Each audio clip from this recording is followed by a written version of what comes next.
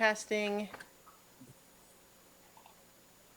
And soon the channel will be live, and it is now. So here's where I say, hello everyone, and welcome once again to Root, the role-playing game on so many levels. Yay! We tonight are playing, as previously mentioned, Root, the role-playing game from Magpie Games. My name is Christiana Ellis, and I am the game master for this evening.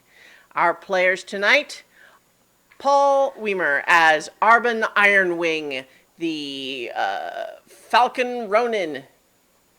Will my sword be unsheathed this session? Tune in and find out. Nobilis as Lancelot Vent, the Fox Vagrant. Hi there. How you Liebert. doing? Oh, sorry. We're trying out new catchphrases, and so it's always a little bit of a question of like I didn't realize it had more. So my apologies for cutting you off there. Sorry, I'm trying to adjust. There we go. And Jason Banks as Clem Sparrow, the spotted turtle tinker. That's right. I like to make things. And last but not least, Nigel Farnboot, played by David Archambault. He is a capybara chronicler. Mysteries abound, even here. Okay. Did we forget one? Did we? Did I skip one? Oh, I'm sorry. I'm sorry. I got distracted by which order I was doing folks in. My apologies. And in fact, I got extra distracted because I was adjusting your camera position a little bit. Last but not least, Lee Burdett playing Peppa Pika, the Magpie Harrier. Hello, hello, hello. So, At least I'm fast. when last we left our vagabonds, they arrived in the clearing of Sundell, which is a primarily farming community here in the woodland. And they are currently untouched largely by the specter of the woodland war that is raging elsewhere. But there is the looming shadow of the Marquisate de Cat, who briefly entered the clearing a while back and then left, but now seem to be making further inroads using the carrot rather than the stick, having a cat by the name of Elaine attempting to build a recruiting station in town. You also met Erwin, who is an opossum merchant who is here to sell all the latest and greatest in Marquisate farming technology. He's planning to put on a demonstration, John Henry or Paul Bunyan style, of machine versus manual farm plowing later tonight. You also found a farmer by the name of Greta Cumberly willing to pay you all to find out what the Marquisate is really planning by getting a hold or a look at the secret plans held by Elaine. You also learned a number of other things, including that there apparently is someone is hoarding seeds and other preservable foods in some kind of a stash somewhere in the clearing, and they're trying to keep it secret. And there's also apparently I use the phrase cat burglar, but that's not to imply necessarily that they are a cat. But a burglar named Venick who is stealing bizarre items and leaving incomprehensible notes. Each individually perhaps comprehensible, but none of them all together seeming to form any kind of a coherent political philosophy. And so the five of you have got some planning to do. So I think we can pick up right where we left off with Arban and Nigel, who were in the mayor's, the second floor of the town hall looking through the mayor's documents, where you've just discovered, looking through the bookkeeping, that there is apparently some kind of a secret being kept through the documents. Was there anything else that you wanted to do there? Well, after finding that out, Nigel would uh, kind of arrange the papers and notes taking he's taken and Lord Mayor, I do believe I uncovered a small mystery. Oh, what do you mean? Well, there appears to be an amount of produce, seeds, and other things I keep for a long time that are missing. So suddenly looks a little bit uncomfortable, and he says, but "What do you mean missing?" And I, Fred, Fred Nigel, I think perhaps maybe we've been staring at these documents too long and you might be seeing something that's not actually there. I'll turn to there. I apologize. Nigel is very good at what he does. He can get very deep into documents. And sometimes you'll see things that are actually there and go down rabbit holes of mystery. It's almost he's somewhat of a romantic and like he likes to discover secrets within documents, and I think he may have found something here that isn't actually there. So uh, I apologize, Lord Mayor. Nigel, I think perhaps we should join the others at this point. I think we've learned everything we can here. I would I would invite you to study what I found. I've okay. Uh, so I think the mayor kind of looks for a moment like he's thinking things over, and then says, rather delicately, "I can assure you that anything that might appear as an irregularity is in fact a sanctioned action that I am aware of that has a perfectly innocent and valid explanation. But I would hope that this is something that could be taken with discretion. I would be happy to explain what it is, but I would hope that you would understand why this is something that we do not speak about publicly." well, of course I would. Uh, my only what only the only thing that brings up as unusual to my eyes is the lack of a record of the purpose of it. The uh, the fact that you were able to spot all of these gaps, as you might say, are definitely speaks well to your capabilities as a bookkeeper and a reader of documents. But I would, what you have uncovered is the record by means of negative space of an emergency cache of provisions that we have hidden away in case of disaster. Like, say, a Marcus attack. That is one possible use that such a thing might have. But because it is potentially valuable information, valuable contents, we do sometimes feel as though we need to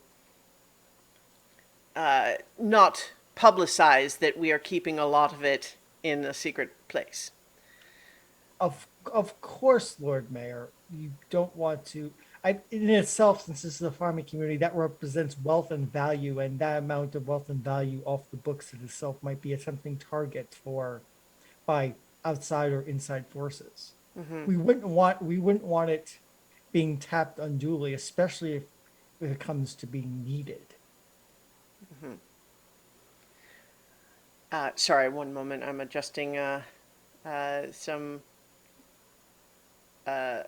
pictures because we are briefly without David.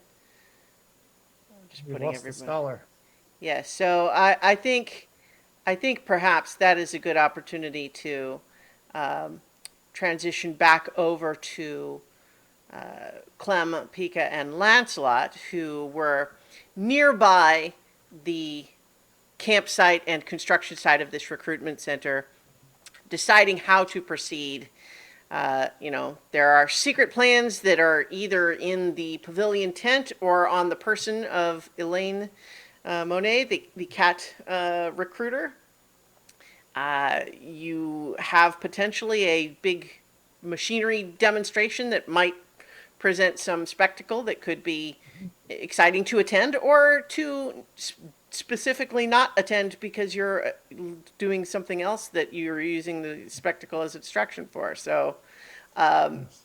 how would you like Well, to proceed, Vagabonds? I am. I'm going. This is in character. Uh, we need to have as much of a spectacle as we can, as how much high an attendance as we can. So I'm going to go around to some of the farmers here and see what I can do to get them to come.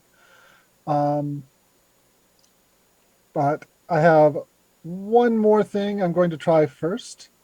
Um, and uh, you can follow my lead or not, up to you. So, what was the name of the cat lady who is in charge of this operation? Elaine.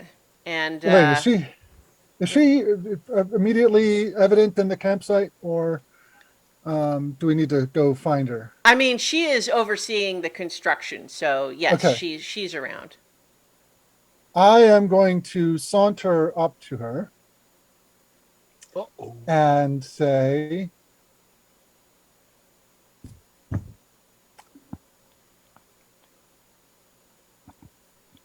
Commander, or whatever it is your title is. I don't know yet, but consider whatever honorific you like. I have an opportunity for it. Oh, is that the case? Yes, I believe that you want to have the maximum number of people at your little demonstration tonight. Am I right? Well, indeed, I would like to make a good showing. I know that Erwin has some excellent merchandise he would like to move, and I think it is a good showcase of what the market has to offer. Yes. I, it would seem to be an evident advantage to you.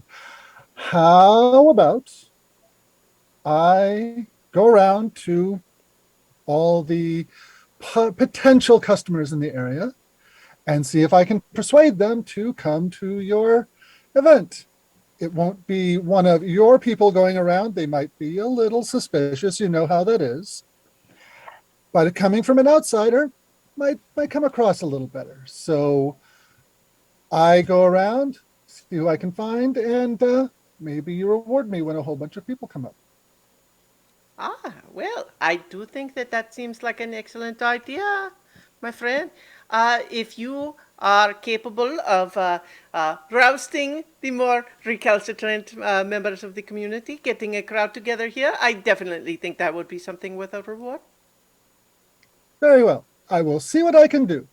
Um, let's say, can we set a particular goal and reward? Well, of course, I So, think that it would depend on the number and demeanor of the people who attend, yes? well, I can't control their minds, but might be able to get them here. Once what they think once they get here isn't really my concern. Well, Don't have yes, a of lot of control over course. that. By the time it gets to that point, that's in you folks' hands. Oh, indeed, indeed. I just, I hope that when you speak of our demonstration, that you do so with kindness. I well, let's put it this way. I will use whatever technique I think will get the bodies here. Once they're here, then your own fine persuasive abilities, as well as that of your associate, would have to take over. Well, of course, But it is Irwin's demonstration, but I have personally witnessed the efficacy of these machines, and they are quite impressive. I have no doubt that even folks who believe that they will come, perhaps daring to prove the Marcus 8 wrong, will find that they have more of a match, and perhaps they will say, Marcus 8 more has to offer than I thought. exactly my point. So, how many people would you consider to be a successful tournament? I'm thinking about the numbers of it. I think that she would have We, this we, more we could even readily. just say you set a number and Yeah. not even go into exactly how many that is. Yeah, I think that given the nature of this community, um, there are, there are several dozen small farms with families, Okay. and there's not a Okay. lot else going on. Right. So I think that she's expecting that most of the town, if they are able to get away, will want to come see a big thing happening. Okay. If they are aware of it and not staying away for some other reason. So I Right. think she would like to see at least 40 people. Okay. So if that's your target, and I go out and talk people into coming, and you reach that target, how about 2 coins? I think that is more than fair. Very well. I'll see you tonight, and I'm going to go off and start talking to people. Um, and if my companions are coming with me, I'll talk strategy. But if they're not, then I'll just go and do it myself. Well, so Peppa and Clem, what are your thoughts on this approach? Um, I mean, sure. I figured we'd want to talk to people and get them here anyway, but I don't know how you're going to do with the youngsters. Most of the youngsters aren't going to be in a position to buy this equipment. That what they want are the people who run the farms, not the people who work them. Yeah, but I But still you know think what? It doesn't matter. We're just here to deliver bodies. We don't really care who they are. There's no I could get 20 other vagrants if they were in town, and I would meet the and we could meet the quota. But I am going to go and talk to the people, the heads of household are the people that I'll be looking for. Mm-hmm. And if you've got some other strategy you want to use, you go right ahead. Yeah, I am going to start going around to the farms. I imagine that given that it's the middle of the day right now, Mm-hmm. most of the farmers are actually going to be out in their fields working. So that's where, or in barns and things like that. I'm not going to go knocking on the front doors of houses. That's probably not going to work as well. Going to go around to that. And I'm going to kind of, on each one, I'm going to kind of get a read, start a conversation, be friendly, try to get a read on them.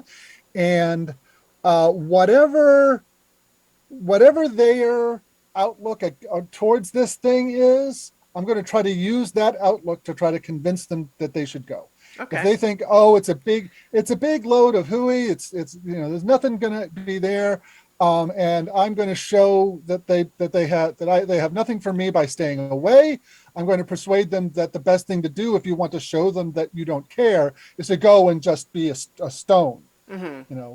and just stand there and stare at them. That'll be much more effective Right. than not going at all. And if they are enthusiastic about it, then talk up how this looks like it's going to be a really interesting demonstration and it's worthwhile to go. Okay. So I'm not sure. Now, how do you want to handle rolling that? Well, so what I want to, before we get quite to the roll, I want to just check in with what everyone's doing. So, like, is Clem and Peppa, are you kind of also going to do that? Like, you don't have to all go together. Maybe the three of you decide to like split up and all do your own version of that, or maybe you want to do something else. I just kind of want to get a sense of where everyone's headed in the meantime. Well, we could go talk to the that one farmer's daughter that Hmm. Arbin mentioned, Hmm. because maybe she has some friends who helped her build her equipment, and we could get them there. I mean, new technology, me likes new technology. You never know. Maybe the cat lady has a job for them. And that might incentivize her to give you a better reward if you scout talent as well. I'm not even there. I'm Okay. already gone So off to do my Lancelot thing. has decided what he's doing, and he's Going off and doing it. heading off. All right. Yep. Well, if you don't mind me tagging along, then I'll just follow after you. If you're Not gonna at go all. find her, More the merrier. All thank right. you. So I'll ask around and see if I can find the person that met Arbin in the bar, Mm-hmm. which was Murdy? that was yes, Murdy Halloway and his It was daughter. Calloway, but that's all right. Yeah, just Okay. yeah, Murdy I Calloway. wrote down as Calloway. Yep. I apologize. No, My no, fault. no. That's fine. I'm just letting you know so we yeah. So before let me. I think what I want to do with Lancelot is we're gonna abstract his day's work here down to three. We'll do the roll three times essentially to reflect kind of how it's going with the various people that he talks to, and so we'll do one and then check in with another group and then do another and so on. So to begin your efforts here, Lancelot, you are going to the different farms and you're making an effort to try to speak primarily to the heads of households, so to speak. Heads of house, yeah, yeah. The folks who are in charge, the folks who would actually be making buying decisions. Mm-hmm. Mm-hmm. Um, Okay. One thing that you learn pretty quickly, asking around for those people, is that often the heads of the farms can be found at the lumpy tuber in what's locally known as the farmer's circle, which is basically the big table they all sit at. mm, mm. But so basically, it's like if you don't find them on their farm, that's probably where they are. Okay. It's kind of an unofficial town council sort of thing. Right, right, right. And Um, but that you do find some of them around. And as I said, we're not going to role play every individual conversation. right, yeah, yeah. Yeah. I'm just, So what I'm going to suggest here is Uh-huh. that is because of your approach, which is trying to lean into the finding out what they think to begin with. Mhm. I'm going to have you figure someone out. That's what I figured. Okay. Yeah. So So, for this rolling plus first charm. batch, yes. Okay. Oh! Oh no! I rolled snake eyes. Oh dear. Ooh. Okay. Oh. Okay. So well, That's only a 5, and I've got nothing to boost it. Sorry, a 4, and I got nothing I can do about that. yeah. That would be hard even if you did have someone with you to try to help. So I think with your first, I'm trying to decide what. So with your Maybe first, maybe the first person I talk to is like really taciturn. They just Yeah. don't. Yeah. yeah. Uh-huh. Uh-huh. And I have to kind of guess. Well, I think it's almost kind of it's even a bit worse than that. What it comes down to is they're definitely doing that extremely taciturn Western cowboy Mm-hmm. mode where Mm-hmm. monosyllabic if they even say anything at all and don't just kind of grunt at you.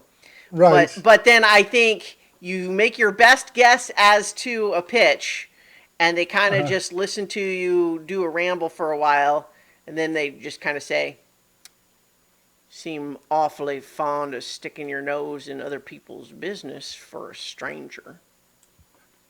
Well, I have to admit that I am being paid to go around and talk to people. So, Hmm. got to make a living some kind of way. In any case, I'm hoping that you will show up at least just to see what's going on.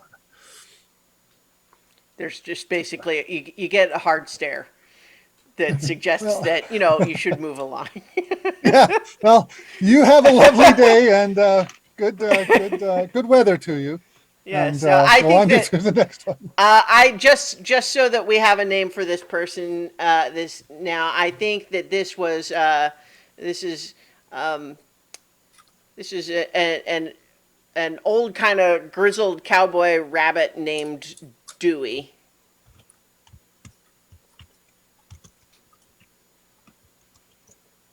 Okay, so that first sort of batch didn't go very well.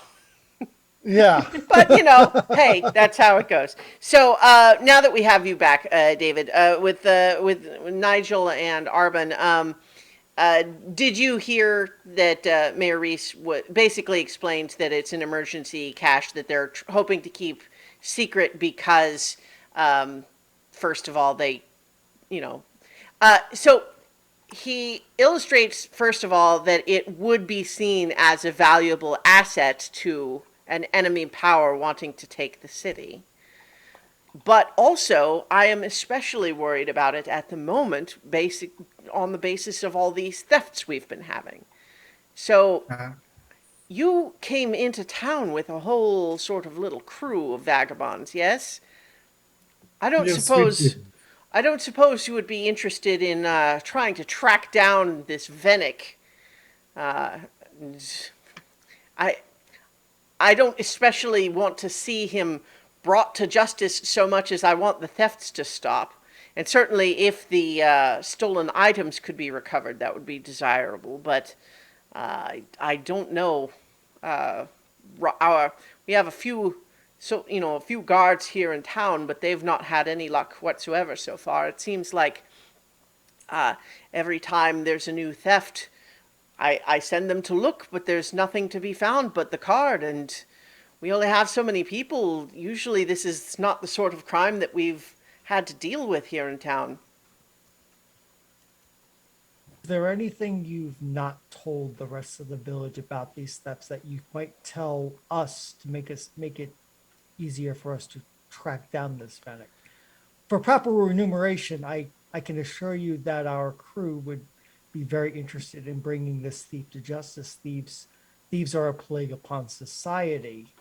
But Yes, yes.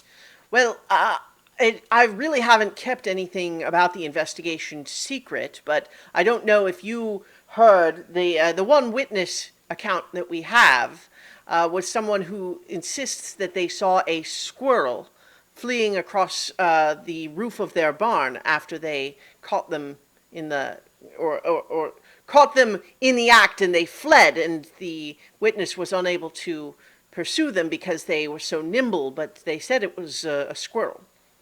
a squirrel.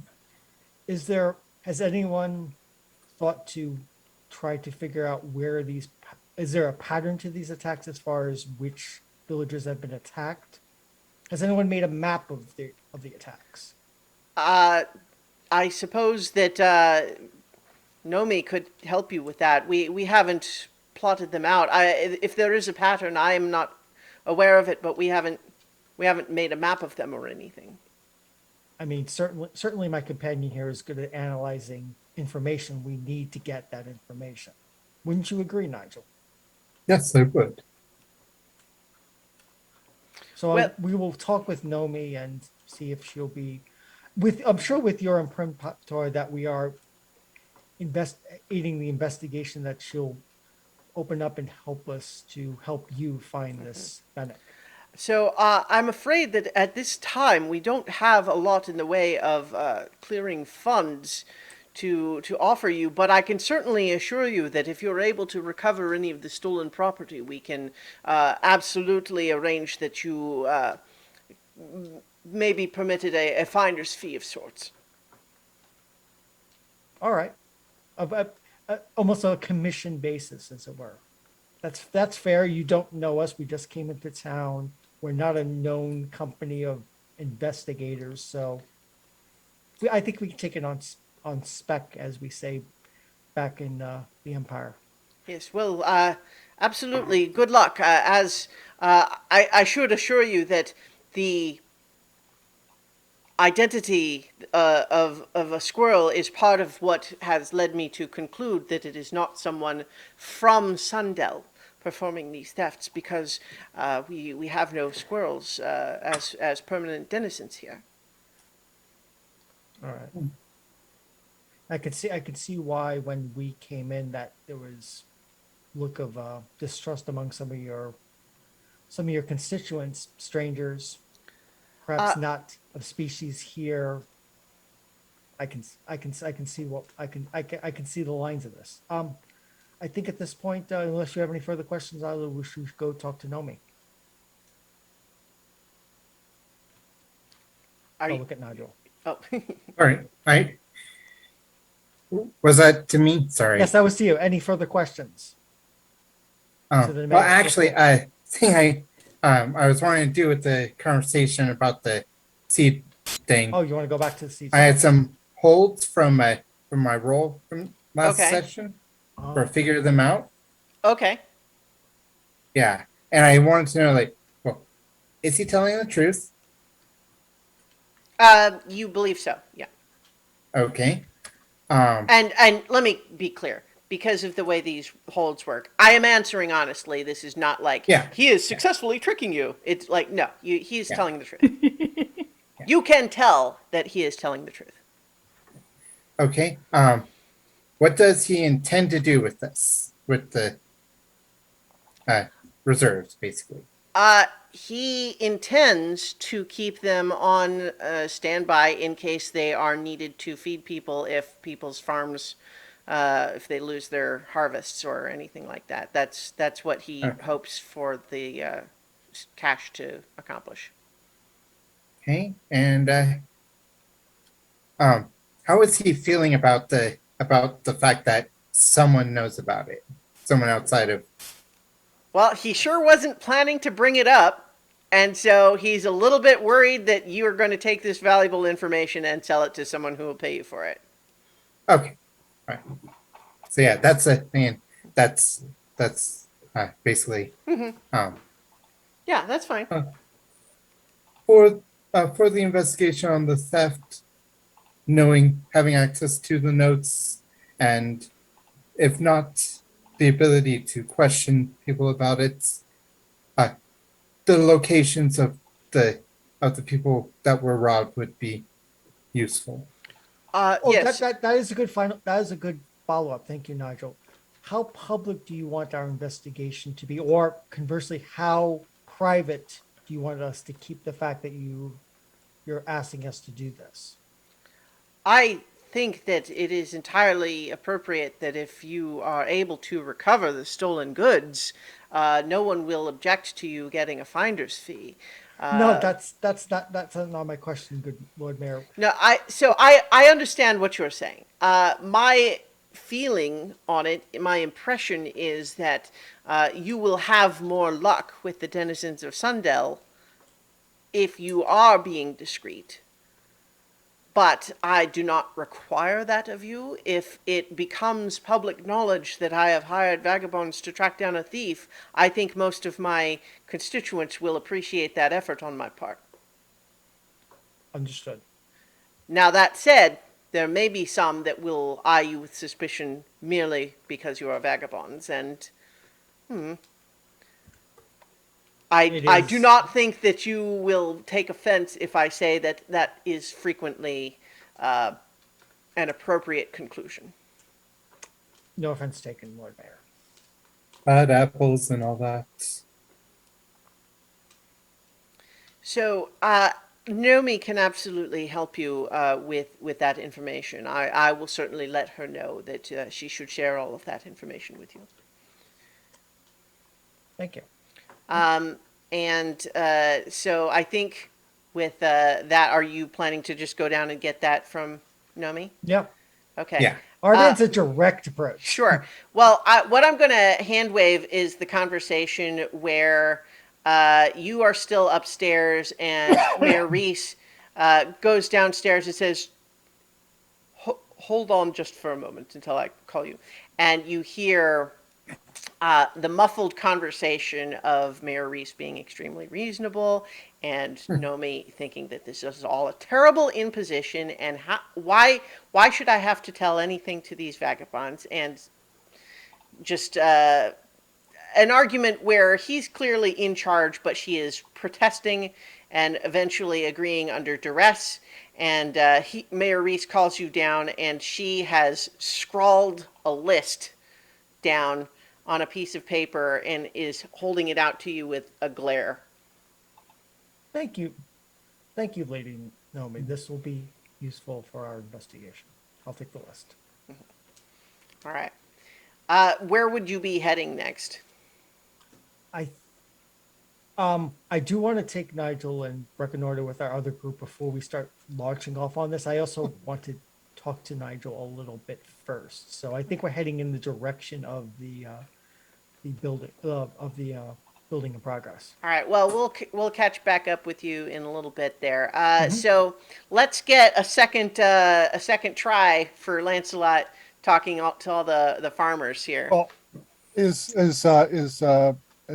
Clem and Peppa going to have a bit Yeah, before no. my So turn? I was. Okay. That's why I was saying that we're going to do 3 for you, and so it's like this Okay, is number 2, all right. and then we'll catch up with Clem and Peppa.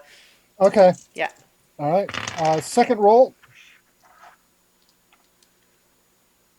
Is it dice not serving you well tonight? What, Snake Eyes again? Wow. I think you need different dice. Time to banish those dice. These Time are to ban- these are my. Well, you know what? Maybe they know that you needed a challenge tonight.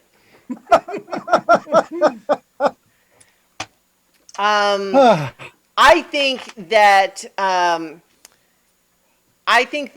in this case, you find some folks that are like they seem engaged and interested, all the way up until there's just some. So you tell me what. I have thing another. that- I have another idea for a failure. Okay. I get invited in for tea with this lovely old lady who is just so nice, but just is a complete waste of time because she has to talk about everything else but what I want to talk about. And I haven't got the heart to, every time I get up and say, Yeah. I really must be, no, she's clearly like really lonely. And I just can't, and I just ends up being a complete waste of time, especially because a half an hour into the conversation, I realize she doesn't remember the first part of the conversation. So as soon as I leave, she's going to completely forget about me. Yeah. I think that is a good use of a failure here, in the sense that you end up spending a lot of time with her, and she's actually very good at making some lovely cookies, and she just has to show you all of these sketches that she had made of all her grandchildren, and she wants to give you a tour of this house that she and her husband built with their very own hands years ago. And it's just, she walks very slow down this hallway where she's talking about, and all of these beams were just, they were very heavy, of course, but there's a technique, there's a technique you use to lift the beams that they're so heavy because you couldn't carry them on your own. I've already entered her in the NPC list. Do you mind if we call her Old Widow Laceborn? Old Widow Laceborn, it is. Do you have a species preference? I put her as a fox just because we've told it's a fox town, It's but so true. far most of the Yes. NPCs haven't been foxes. I was going to make the last one a fox, except it just felt, because anyway, yes. I think that in particular, Old Widow Laceborn says that you look like her brother. Yeah. When he was young, of course. Yeah. And then all of a sudden she thinks that you are her brother. And she starts, it's been so nice. I haven't seen you in so long. Hello, great. Yeah, and so a wonderful time that's a complete waste of it. Yes, yes. I love that. So, I think that as you spend time with her, you do occasionally glance out the window and you just notice the sun. Dunk, dunk, dunk, dunk. We might even do it like it would be a montage if it was a TV show. But so in any case, we next have let's catch up with Clem and Peppa, who you probably do a little asking around to find the Callaway farm. Yeah.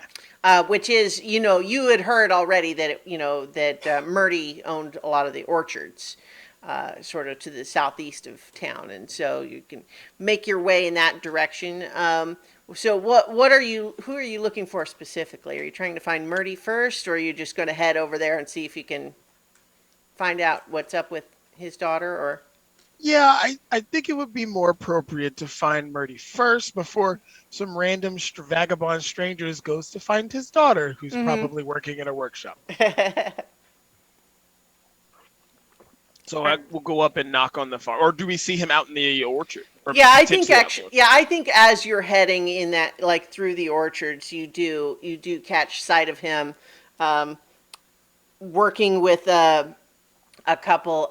he's got a couple of people who are up, I think, manually picking like worms off of some of the trees, and he seems frustrated that there's a pest infestation on some of his trees, and trying to stop it before they spread to the other trees. Yeah. Excuse me, I'm looking for Mr. Calloway. Oh well, that's me. That's me. It just occurs to me I was about to call you young fella. How old is Clem, do you think? Um, Is he a young fella? yeah, he'd be pretty young. Okay. And he's like, we were told by our friend Arbin that your daughter has made something interesting. And I wanted to make sure it was okay if me and my friend Peppa here went and had a conversation with her. He kind of comes down off of this little step stool that he was on, and this is a raccoon farmer type. He's got some big old overalls on, and he's got a basket full of apples that he kind of picks up and puts on his hip and says, "So Arbin, that Falcon fella I talked to the other night, yeah?" Yes, he's the one with the fancy clothes. Hmm. Well, I have to say, I probably let a little more spill to Arban last night than I might have under, different circumstances. But yeah, Jinx is awfully proud of her cider press. I mean, if you folks want to see it, I'd be happy to show it to you. Oh, absolutely. As you can see, I like to make things myself. Shakes his shell. You hear just clink, clink, clink, clink, clink, clink, clink. Oh, well, I think you and Jinx will get along just fine. Oh, that's great to hear. How about you, young lady? What's your story? Oh, I'm just tagging along for right now. Oh, she, oh, don't, she's fast. See, I'm kinda slow, but she's fast. So we work well together. Well, that seems like a good pairing to me. And he's leading you through, and there is back towards the rest of the farm buildings. There is sort of a big barn-like workshop, and as you're approaching, you are hearing the sound of like hammering from inside. Ooh, Yeah, that's where my daughter Jinx, she's got her workshop all set up. She's got quite a nifty little device, if I do say so myself. Like, I don't know if you know how you used to usually press apples for cider, but it's kind of a labor intensive business. We usually only make a batch or so a year just because it takes so much time and effort to do. But she's got a cool little machine that just does it. Would make it. We could make cider near all year round with the apples we store up. Sounds like if you had the right investors, you could make a fortune. Yeah, we'll tell that to the farmer's circle. And so he's leading you inside, and sure enough, you see that there is a rather big contraption with a lot of. Okay, to get meta for a moment, the image that I want you to have in your head is actually the life sucking machine from Princess Bride. With it's got the water wheel and the big mechanical clanks and pistons and little hoses going various places. And right now, it seems like it's not operating, but there's a sound of a big vat, and from inside it, you're hearing clunk, clunk, clunk, clunk, clunk, clunk, clunk. And Murdy just calls out, "Hey, Jinx, got some strangers here who say they want to check out your machine." And, bright-eyed little raccoon eyes appear above the rim of the vat, and she just kind of says, "Want to look at my machine, huh?"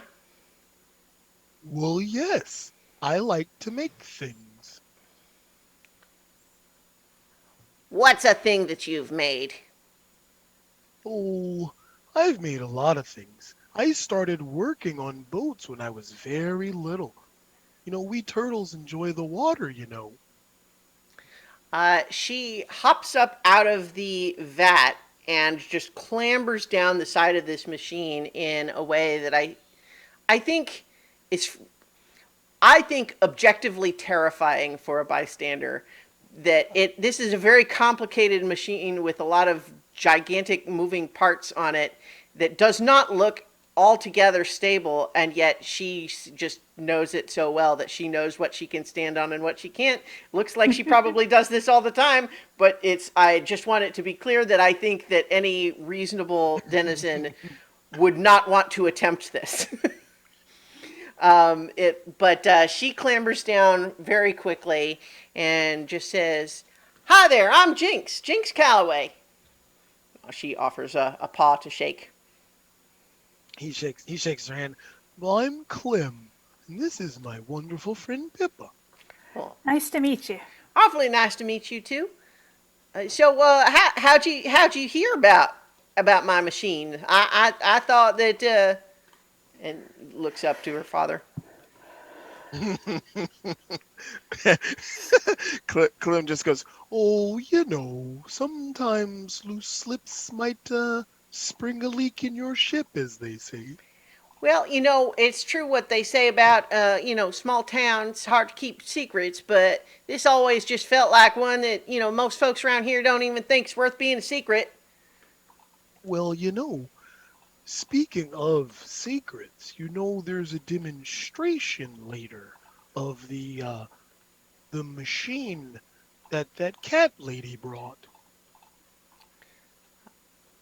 So I think both of you observe this dynamic emotional reaction from Murdy and Jinx, where Jinx's eyes immediately light up when you say the word machine, and Murdy's eyes suddenly kind of go down to his feet, like he kind of maybe hadn't said anything on purpose because he knew that that's what her reaction was going to be, and he wasn't sure how he felt about that. So you kind of watch this simultaneous and ugh. And he kind of looks at Murdy and goes, "Well, I think I sank that ship." Yeah, Jinx is immediately like, they have a machine? What kind of machine?" Well, now, before you get too excited, it's not the type of machine that does what your machine does. So Murdy does explain. Just he gives the like, Yeah, that Marcusate merchant fella, the possum, looks like he's got, mechanical farm and whatnot. And I mean, I think, if you wanted to go see him, you probably could, but just, be careful and all. We don't really know what they're, you know, here for. Or rather, Well, we do know what they're here for, and it's probably not selling farm equipment. well, we have a friend who's going around to talk to the people of the town to see if they'll come tonight. Because, you know, it is a good idea to see what they're offering so you can voice your opinions, whether that be you're for it or against it. Uh, Jinx is like, I want to see how the Marcusate engineers solve the problem of storing energy over time. Like, do they do it with springs or perhaps some kind of a pneumatic mechanism? And Murdy's just looking at you, just kind of with a, well, I guess we'll be there. Well, now, the question is, did you build this by yourself or did your friends help? She says, well, I did the design all myself, but, I did have some of Papa's farm hands helped me with actually, putting it together just because some of the pieces are so big. We had to use a hoist with some of them. It's a Well, you know, it's similar machine to, the way you hoist beams when you're putting up a big house. oh, it's kind of like the scaffolding and lifts we use when we're doing the masts on ships. Hmm. And he looks at Marty and says, You know, if you guys got your farm hands and some other close people to come with you, it would be safer if she wanted to go see it if everyone was there. Uh, Murdy looks a little bit. You know what? How about this? Let's have this be a. We'll have it be a persuade an NPC roll because you've certainly made the case for it. And he looks, initially like he's still a little uncertain. Like he's more worried about like he doesn't know what might happen there. But let's see how it goes. So if you would like to roll the persuade an NPC roll, that is a roll with charm, and certainly Peppa, you would be in a position where you could help if you liked. But we can wait until see how the roll goes. To 2d6? yes, well plus your charm. "Oh, I have no charm." No charm, charmless clam. That's what they call you. Indeed. Okay, that is a 6. Okay, so a 6 is a failure, but it's a failure that could be made into a partial success with assistance from Peppa.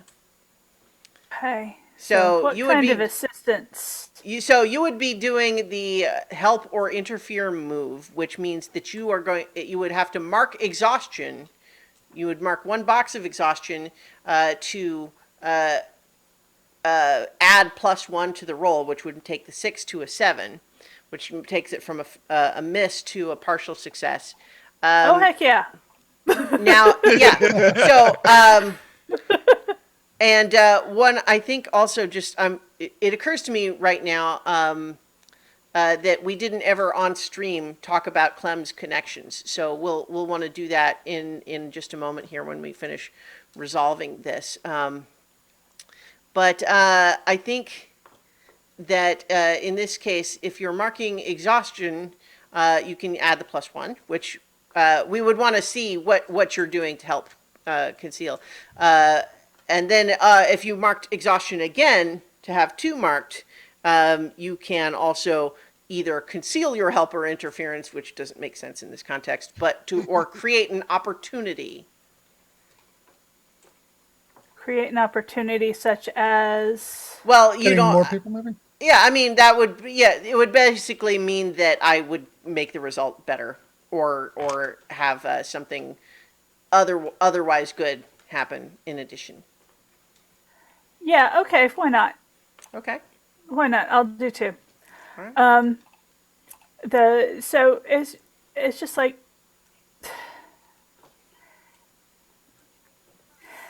Think about it as an opportunity, because the admittedly the Marcusate has very good engineers, and so the questions that Jinx has, and this is to farmer guy, the questions Jinx has on how to solve some of the problems that she's found on her machine, she might be able to find those answers by observing what she sees with this machine and how it operates. Right. So this could be an opportunity to improve her very ingenious device to make it safer and more efficient. Yeah. And this time you could use the Marcusade to make things better instead of them trying to Well, use you. so here's so technically we're bringing the result from a 6 to a 7, which means that on a 7 to 9 they still aren't sure. And so in order to persuade him, he seems he says, well, I'll be honest, what I'm mostly concerned about is not so much that she'll like see something she shouldn't. I don't think it's that. It's that I just know that there are at least a handful of folks in town who would just as soon see this Irwin merchant and the cat Elaine just run out of town tonight, and might try to make that happen. And I'm a little worried if it's going to be that safe. So, look, I'll tell you what. If you and Clem, if you and Peppa could agree to kind of stick with Jinx, at the demonstration tonight, then I think that would be okay. Okay. Oh, of course. All right. Because I have some questions about this machine anyway. And I think as far as the opportunity, I think what happens is Jinx says, so what kind of machine was it that they were doing the competition with? It was like It was a furrow. plow. a tiller. It was Yeah. It's For and she kind of lights up and she says, "Papa, oh," and she just like suddenly runs behind the other thing, comes back dragging her own sort of version of one of those machines, and she says, I haven't gotten to test it all that much just because we don't use it for all that much, here in the orchard. But I had an idea for it. Maybe I'll bring mine out and we'll see if see how well it stacks up against their fancy one. They did say that they were going to welcome all comers and all challengers. That is true. And if you happen to beat their machine, it might help people understand your juicing machine as well. And that I think really seems to appeal to both of them. And so you've got yourself in agreement that, so long as Peppa and Clem are willing to stay with Jinx, that they're gonna come. Now, obviously, this is the agreement that you have made, which is not to say things might not change, but you'll see. Yeah. Oh. But okay, so that has that part went well. Let's see if Lancelot can actually make some headway. I've switched my dice. Okay. These are from the same set. Well, but a different actual pair of dice. I don't know. Maybe those original dice is like you can't possibly roll snake eyes 3 times in a row. Well, that's why I didn't get a completely different set of dice. This is just there's some of their sisters. Yeah. Yeah, I think if he does it 3 times, then he should get a special reward. Yes. Well, see, the thing is, the reward for failure in this game is exactly the same as the reward for success, and that is more drama. Yeah. Oh, one die fell off. The first die was a 1. Okay. Well. Okay. I got a 7 with my +2 makes a 9. Okay. See, yeah, there you go. So what that means is that for a 7 to 9 on Figure Someone Out, you get a hold 1-for-1 to ask one of those questions. But in this context, we kind of framed the whole thing as the question is essentially, how can I get your character to blank, which is to come to the go to the demonstration, right? Yeah. And again, this is abstracted, to reflect talking to a number of folks. And I think that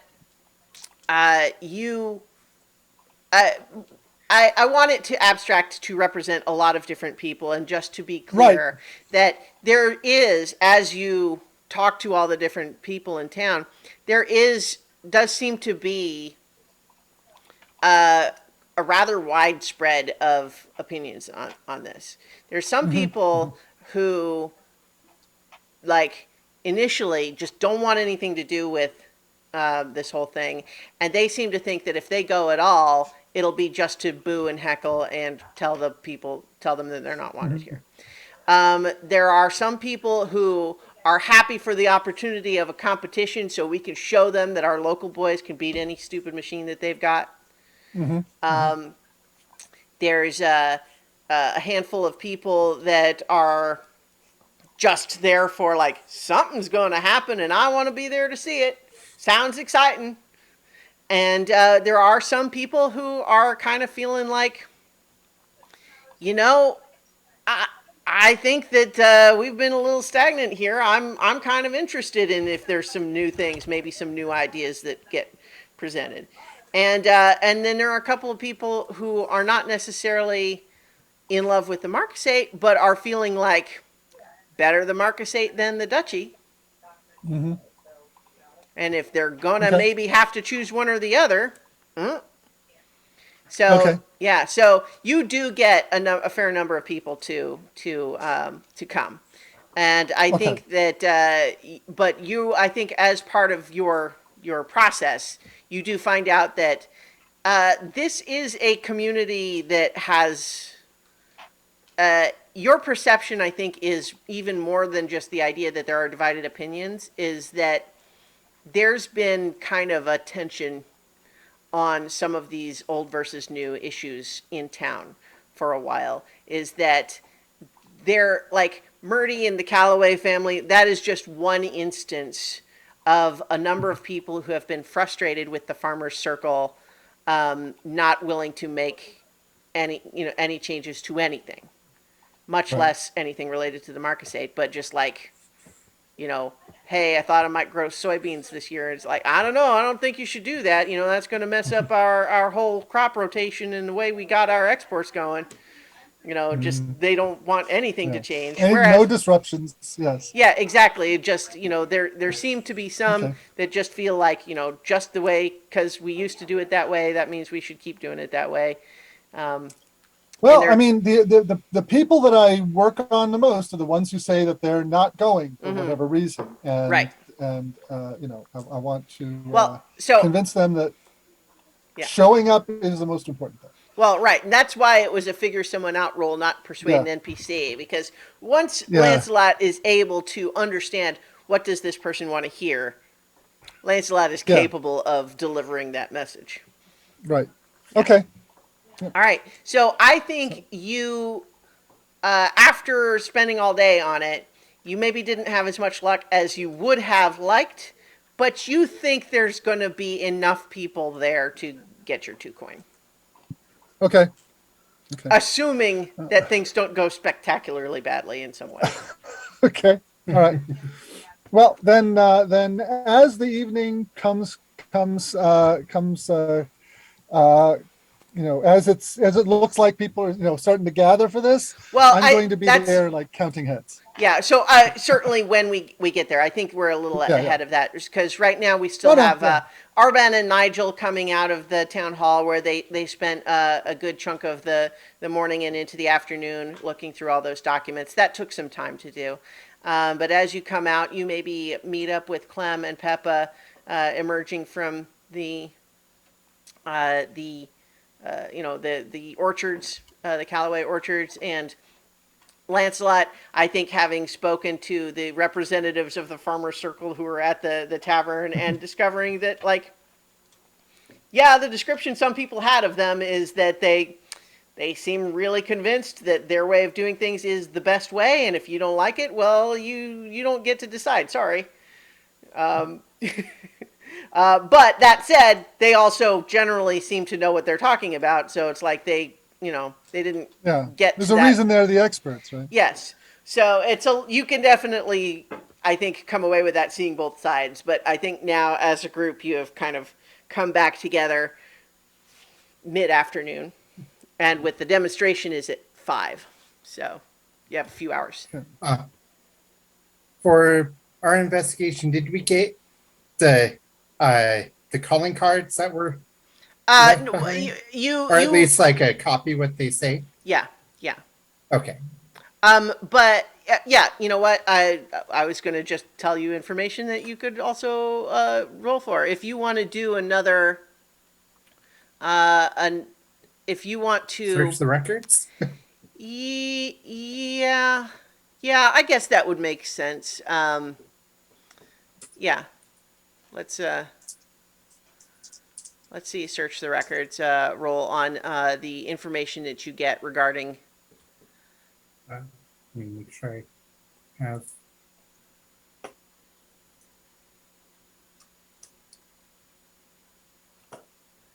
I believe that's a roll with cunning.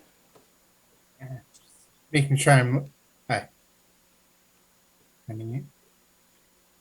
I mean, I can read you the roll. It's a roll with cunning. Okay. Yeah. Oh, that is a 13. Okay, well there you go. I think that there is notably no apparent pattern. Almost like it's on purpose to not have a pattern. And further, that extends to these messages too. It seems as though this is not just a confused person who's not expressing themselves well. You feel like someone is on purpose writing notes that contradict each other, or that just sometimes are just on a whim.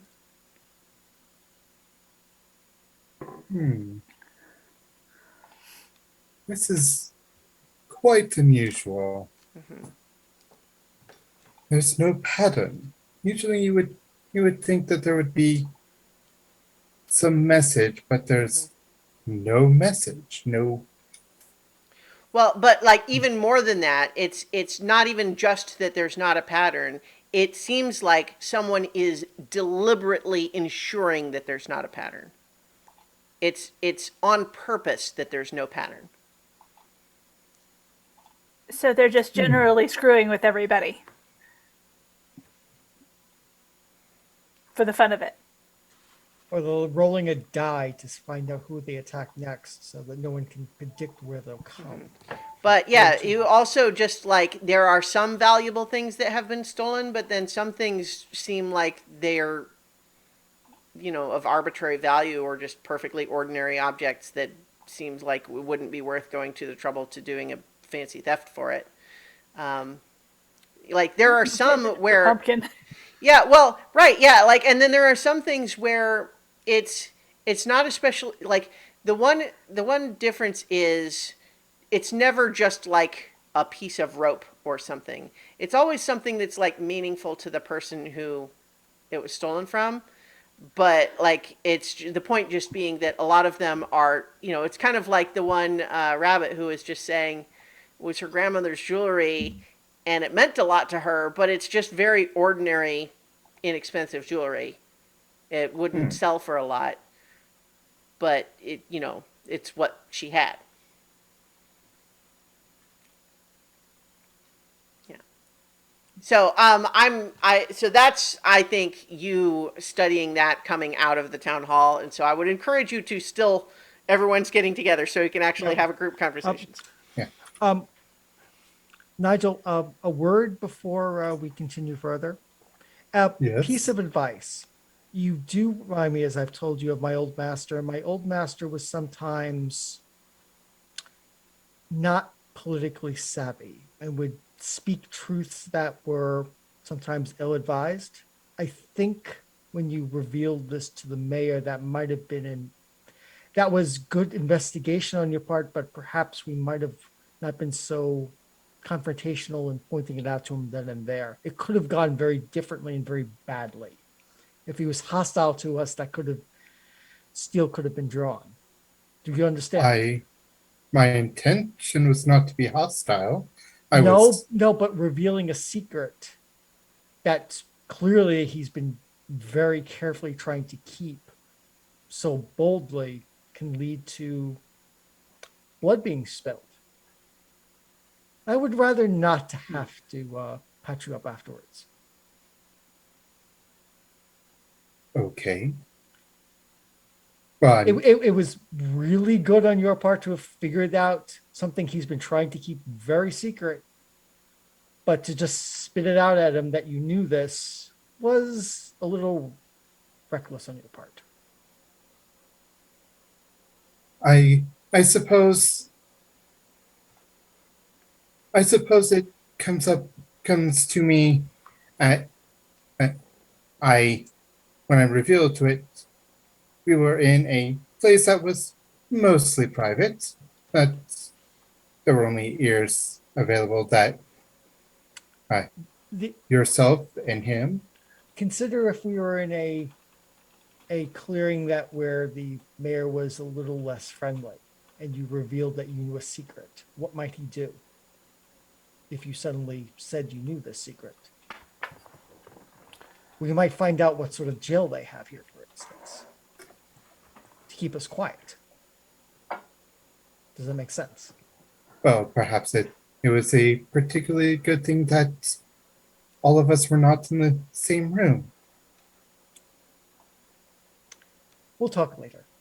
The others are here. We should collect and find out what everybody else has been doing today. Clockwipe, you've all told each other what happened to you. I'm just tying that all in. Yeah. That widow sounds like would have some interesting tales.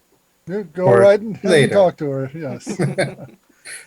I'm most interested in getting a head count here and seeing if I get paid. Oh, I think you'll get paid, especially if things get exciting with the competition. Well, I'm hoping to get paid before things get too exciting.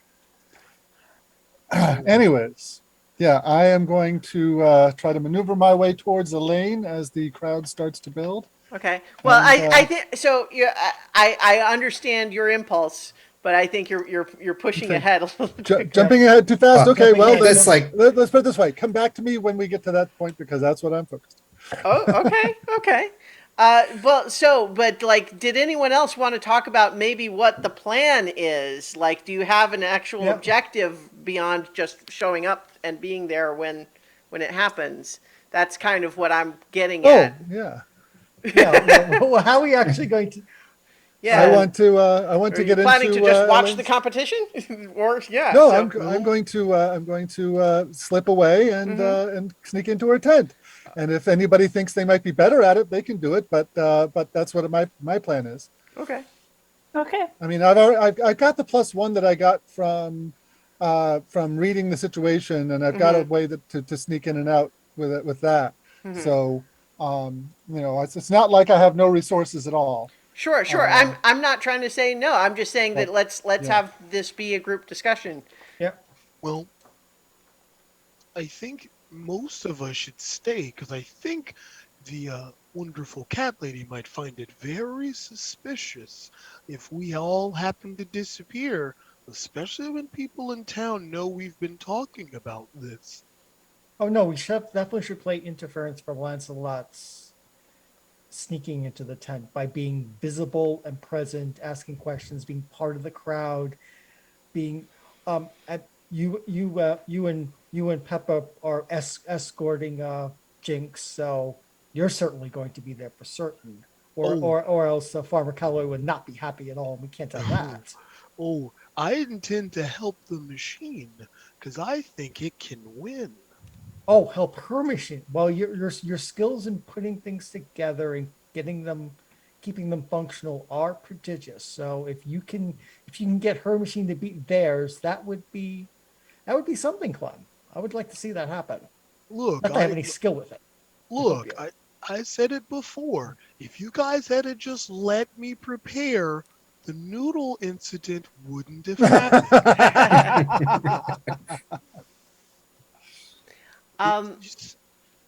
I have a let's see. I think related to your toolbox move, Clem, that if you wanted to work with Jinx to improve her machine and get it ready, I think the way that that move works is it's not even a roll. It's more a matter of I can give you some conditions that you would need to accomplish. I think. Let me think. What's a good condition to improve her machine? Obtain some kind of materials. Yeah, that's what I was thinking. I was just trying to think what would be a good example of that. I think that if you,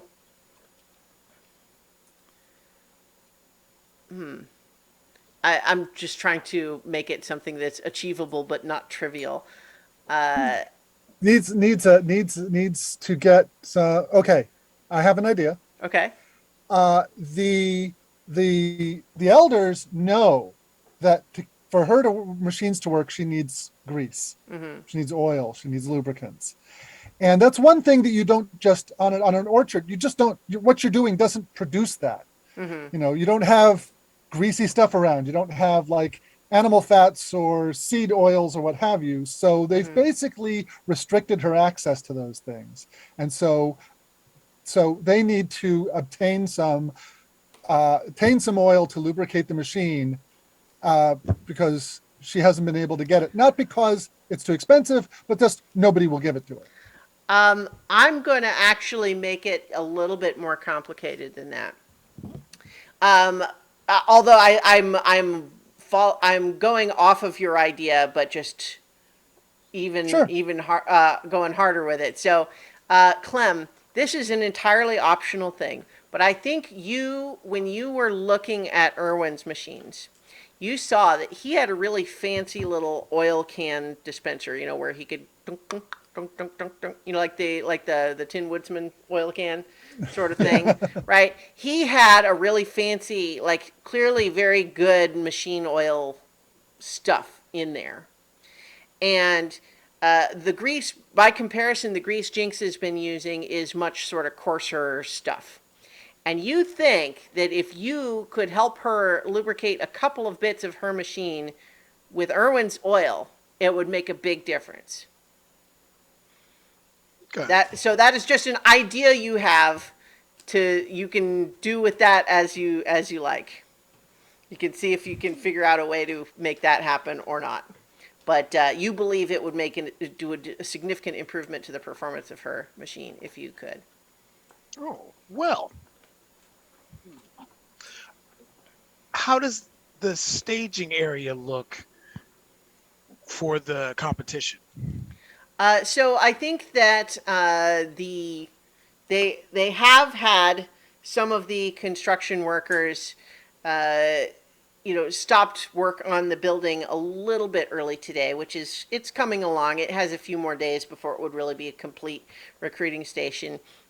But some of them were pulled off of that to set up some like flags and streamers and creating a big, sort of obvious area to gather. There's been a banner put up just to talk more about it. And some of the other machines have been moved to the side, and they've cleared out a sort of patch of ground that is clearly where, like, we're going to dig some furrows here, that sort of thing. And he's got the machine that they are going to use sort of set out in the right spot there. And there are people already starting to gather just because, it's interesting to watch even before everything starts to kick off. Okay. And I'm guessing I can see the tent that they kind of been going in and out of, like, to get things ready for on the machine itself. So where the other machines are being stored and where Irwin seems to have his various supplies is actually in this constructed shed thing, not in his tent. Okay, cool. Um, I look at has has she arrived there setting up her machine, or are we still kind of on our way? Elaine, the cat, is technically not directly associated with this demonstration. In theory, it's all Irwin's thing, but obviously she's there. She's kind of like her guards are still playing security. The association is clear, even if she's kind of, ostensibly a bystander to this. Like, it's not her presentation, it's his. Okay. Um, Screw it. I'm gonna just go and see if I can go and look at the rest of the machines that he's going. When he's like going in and out, I want to come up to him and see if I can just kind of go along with him. Since we talked earlier. Mm-hmm. Okay, so you you're gonna try to ask him if you could look closer at his stuff? Is that the idea? Yeah, I'm gonna be like, well, I didn't get to finish my look at it earlier, and since this is kind of like a big old, a heavyweight fight, so to speak, I'd love to see how you prepare and warm up. Okay, so I think that he is a little reluctant because this presentation is, very important to him. And although he, had a bit of an accord with you earlier, he certainly wants to make sure that there's not going to be any sabotage happening or anything. So he's a little bit on the lookout. So if you want to get into the areas that are not just like accessible for the other people, I think you need to provide a little bit more incentive, because he's not inclined to just let you through just because he said please. Like, well, if since you're not an engineer yourself, I could give it a look-see to make sure no one's tinkered with it while you may have been sleeping or on break, or when you were out here putting up your posters, or during all the commotion when you were talking to the people earlier. Oh, well, you see, I'm not the engineer myself, but I do have lots of experience maintaining and operating this machinery. I know how it works in and out. I have it all set just the way I like it. Oh, what is it oiled properly? And he pulls out his little oil can that he's got in a big pocket. He's like, Ooh. well, I have the right tool if it is not, eh? May I see that? I've never seen oil like that. Is it specifically from the marquisate? So I'll emphasize, what you're going to need is to give him more of an incentive, because he doesn't seem right now like, he's like, my friend, I think I better hold on to this just for now. I will need it after all. You might need to make a figure something out roll in order to find out what it would take. Yeah, so that's certainly something you could do, is you could try to say, what would it take to get this? And then the, persuade an NPC, that's why, in order to even make the roll, it's like, provided you have given them a strong motive or reasonable bribe. Yeah. So, Yeah, so so figure someone figure else. some out. Yeah. Figure some helps to tell you what that is. Yes. Yeah. All right. We'll try that. So that's a roll with charm. Okay, that is. Oh, okay. Another 7. Okay. So with the 7, you are able to ask one of those questions. Is your character telling the truth? What are they really feeling? What do they intend to do? What does your character wish I would do? And how could I get your character to blank? Yeah. How could I get him to let me use, or what could I do to get to a sample of the oil, just enough to utilize for my stuff? Mm-hmm.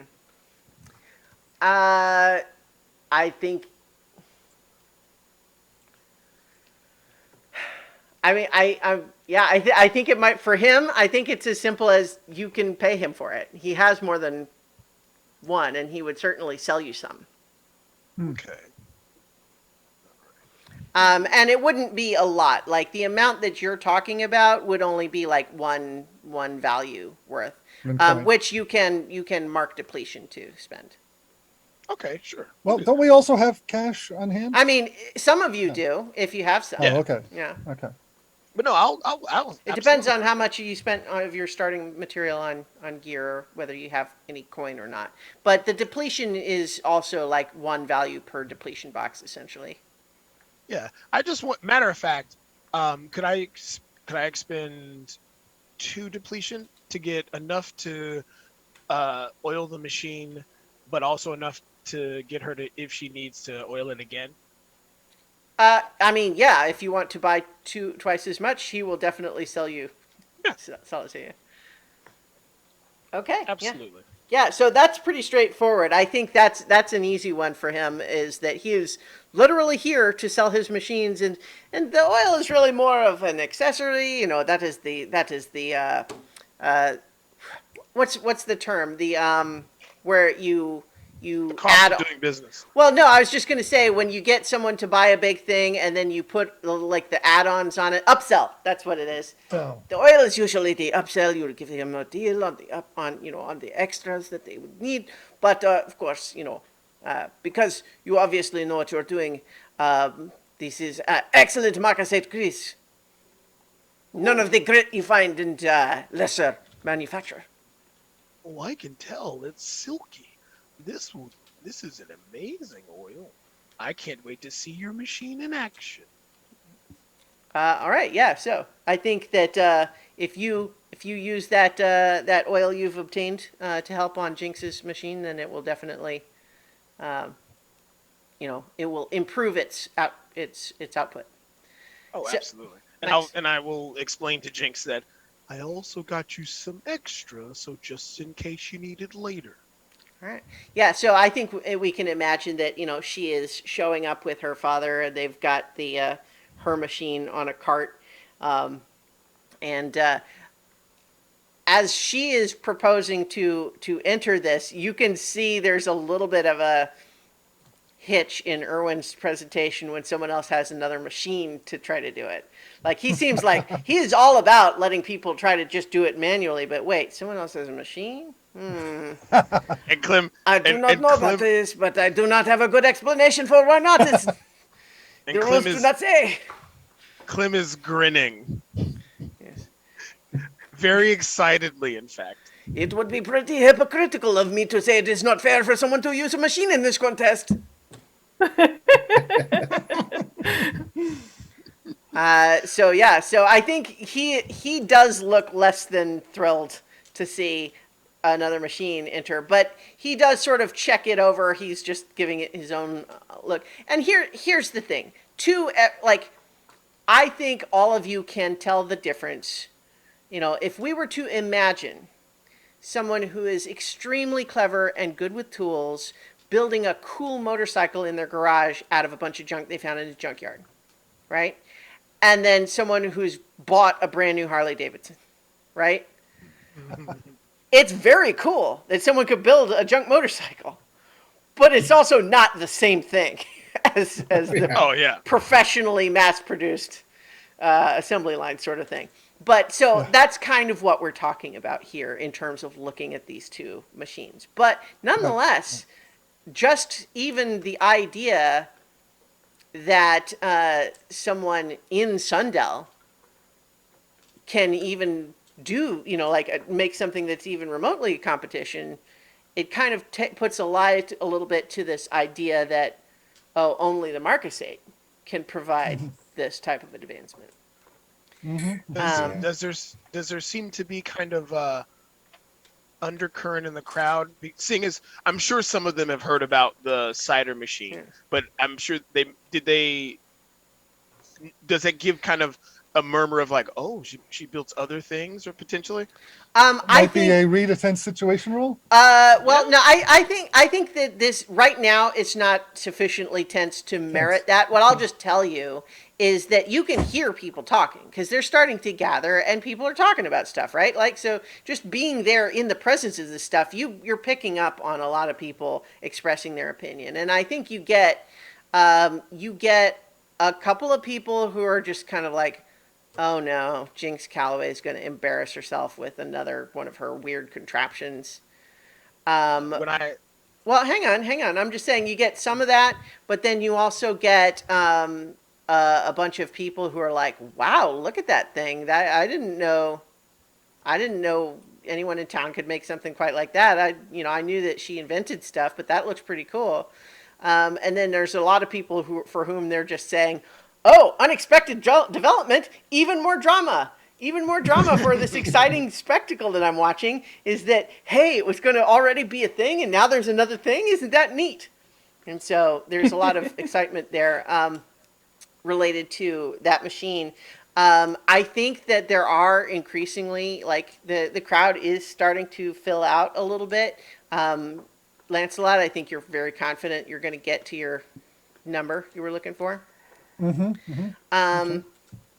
And it seems like most of the people here seem like their plan is they're gonna watch it and see what happens. And I think that there is a smaller group of people standing off to the back a little bit that they seem like they're here, but maybe have more of an active role in mind. There are also a couple of just local farmers who are absolutely going to also try to do the competition. They've brought their own tools and stuff, their own plows and everything, and planning to compete against the machine. So like there's 4 total entries. There's two farmers planning to do it manually, Jinx's machine, and then of course Irwin's machine. Yep. But so I will say, yeah, I think all of you are aware that even though they are not sort of front and center with it, Elaine and her guard definitely have a security presence here. But it also does look like there's a handful of local toughs who might try to disrupt things.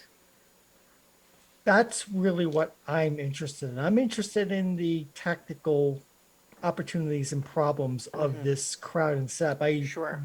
How many guards does Elaine have? How are they armed? If these toughs now also are a new factor that I want to take into account, because if things go south and swords get drawn, I want to know what's the best way to cover Lancelot's exit and cover my friends if things go wrong. So I'm tactically trying to scout the situation just in case things go. Yes. Well, go, that is an bloody. excellent use of the read a tense situation roll. Okay, so that's which stat is that again? That is Cunning. cunning. Yeah. That's cunning. I don't think I actually am all that cunning, but Well, actually, that's actually something. oh, actually, plus one. I was thinking. Okay, plus one. Okay. Well, yeah. So I think that depending on how the roll turns out, perhaps that could be another some one help. where someone assists. So that's a 7. Okay, so a 7 gives you one hold. It would require some significant assistance to get to. Yeah.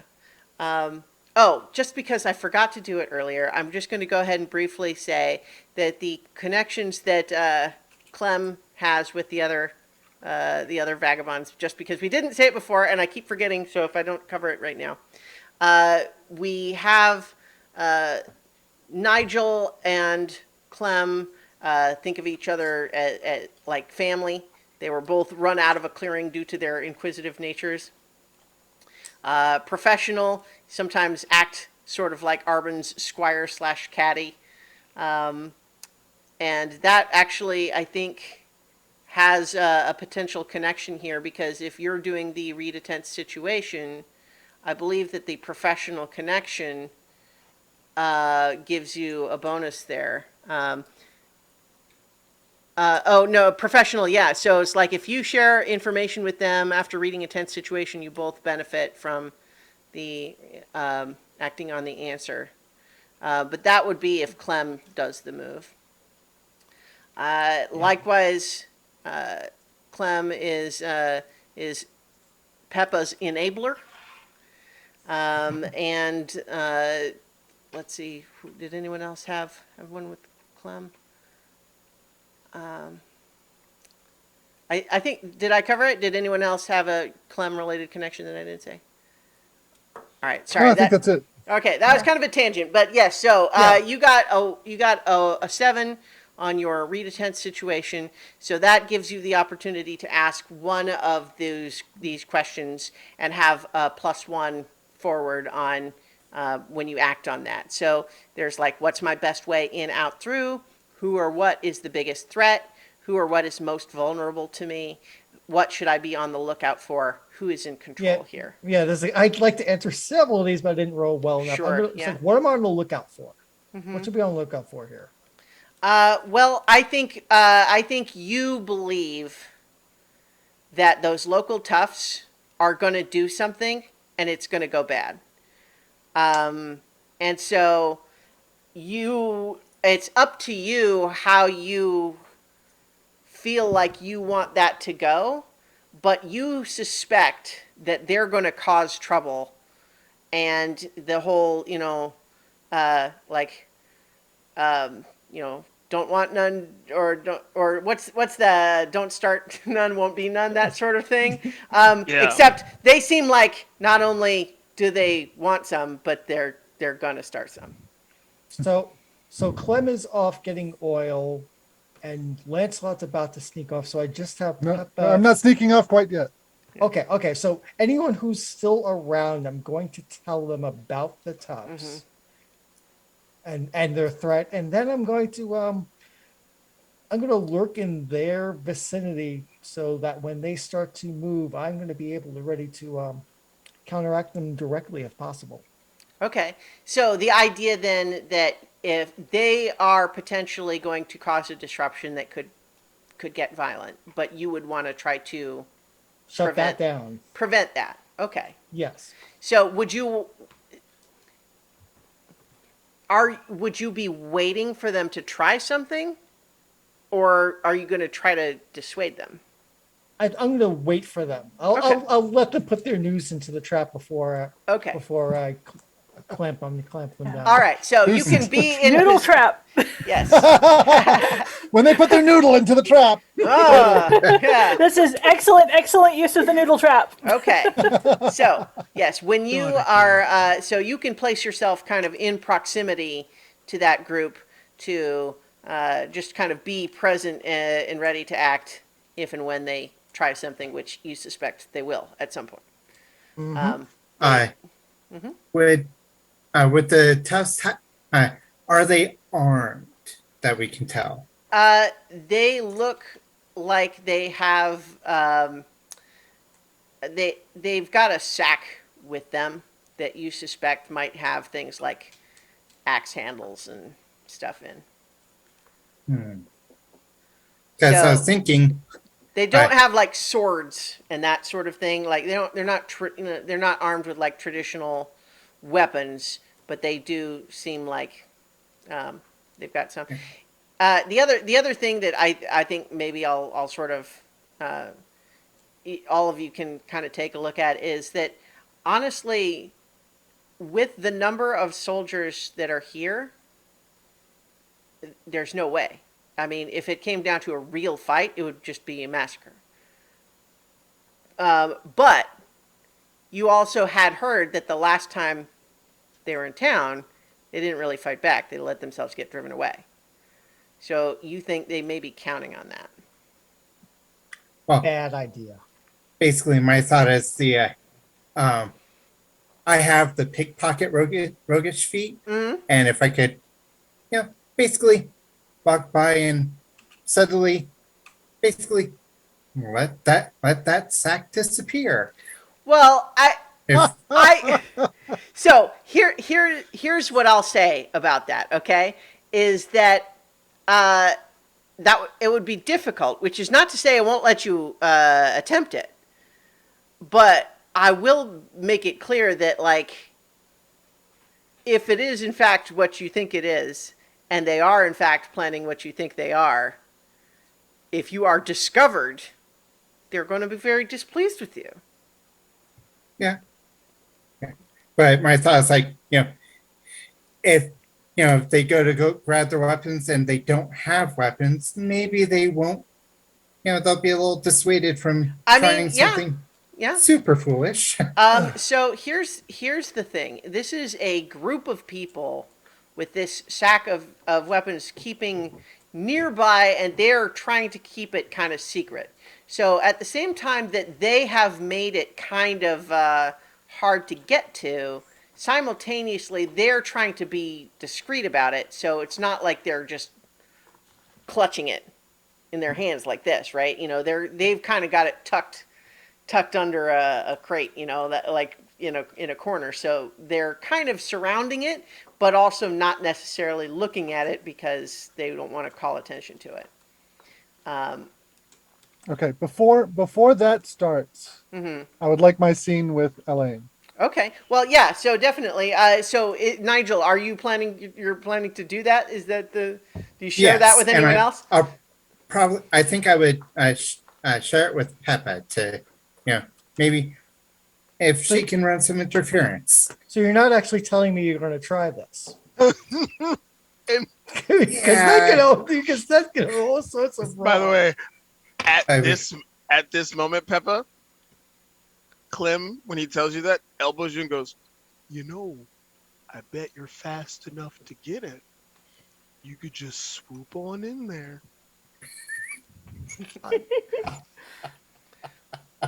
Oh man. You see her considering this.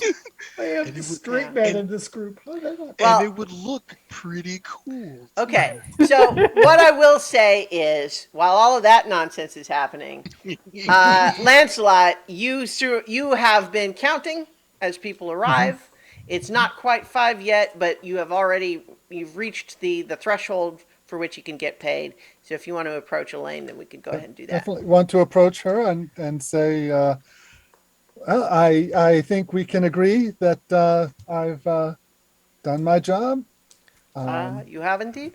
There are certainly plenty of people here tonight to see. Something after having seen some of the preparations going on, I think you've got quite an event coming up. I'm impressed at the level of organization and operational mastery going on, and I would like to roll on the pleasant facade move. Okay. Yeah. No. That is an excellent use of that. I was going to suggest it if you didn't. So. I'm Yeah. glad we're on the same wavelength, and I'm using different dice. Yeah. So the idea here. Yeah. So go ahead and you're rolling with charm. Yes. And the trigger for this move, in case anyone is curious, is when you suck up to or otherwise butter up an unsuspecting NPC. So I rolled a 7, which plus my charm makes 9.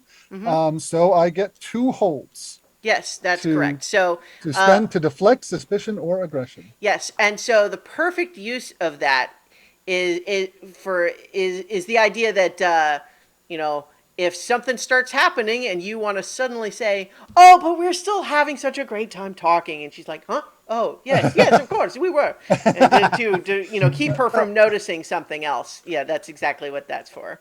Yeah, that is well. Considering that I was planning on being the one to sneak into the tent, Yeah. I was, holding on to those in case I got caught. Right. But, yeah. But yes, that Sure. would be another way to use Well, it. the point being, what you're able to do is spend 1 for 1 to deflect their suspicion or aggression away from you onto someone or something else. Yes. So, yes, absolutely. The other thing I was just going to ask about is there was definitely some tone that I was imagining is kind of for us, not for her, in the sense of things like, "Yes, I'm sure that you're going to have the evening that you deserve," that sort of thing, right? Which I suspect is kind of not the way that Lancelot would actually be having it come across to Elaine, who you think would be savvy enough to pick up on that sort of thing. Yeah, Lancelot probably said it better than I did. But Well, no, so my point is, you can say it that way where we're having fun, but we can understand that in the fiction, you're being a little, you're not tipping your cards that way. yeah. Okay. And Okay. So you are keeping her distracted for now, or are you kind of hanging out with her for the moment, or are you... what I was going to do was once I got paid, I can add that to my sheet, right? Yes, you can. Once I've been paid, I would say that I was going to go and enjoy the presentation and watch the drama. Looks like someone else has a mechanical plow. I think this will be interesting. And lose myself in the crowd Okay. so that I can slip away Sure. to enact my plan later. Okay. Yeah. So certainly you have made an impression on her that you are someone that is, interesting to talk to, pleasant. You did what you said you were going to do. You've bought some emotional credit, so to speak. Right. Yeah. So that brings us. Do we have you back, David? Nope. I think we're. So let's say then that for the moment, what we've got here is Peppa. Were you planning to try to run some interference and maybe was anyone else planning to try to distract these local toughs a bit to sort of make cover for Nigel to try to steal these weapons? I can try. I have absolutely no idea how I would go about doing that, though. Well, yeah. So again, like, don't try not to think too much about it in the context of like what your moves are, as opposed to just like what would your character do? Like, try to think about what does Peppa try to do if the idea is to try to cause a distraction or that sort of thing. Like, And that's the point, is that I have no idea. okay, well, I mean, so I So I'm going to look at Okay. going to look at Clem and say, I'd love to help. How do you think I should help? What do you think would be a good idea for me to help? I want to briefly just this absolutely can proceed, but I just want to say that, like, it doesn't see the reason I think you there could be some hesitation is if you don't have a thing for it, as opposed to you can just say create a distraction. Okay, I'm going to go talk to these guys and try to draw their attention. I'm going to have a conversation with them, or I'm going to go make a mess over in the other area, or like these sorts of things. It doesn't have, like, the point is, it can just be like if this was a TV show and it was a character like your character and they would do something, it could be anything. And I'm not trying to put pressure on you about that. I'm just trying to say, like, that's why I think sometimes we can fall into a trap of saying, I don't have a move for something, therefore I can't do anything.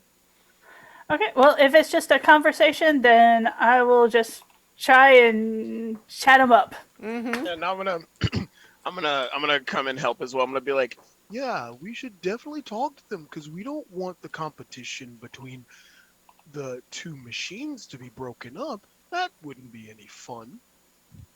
No, and it wouldn't be fair to Jinx either. Absolutely.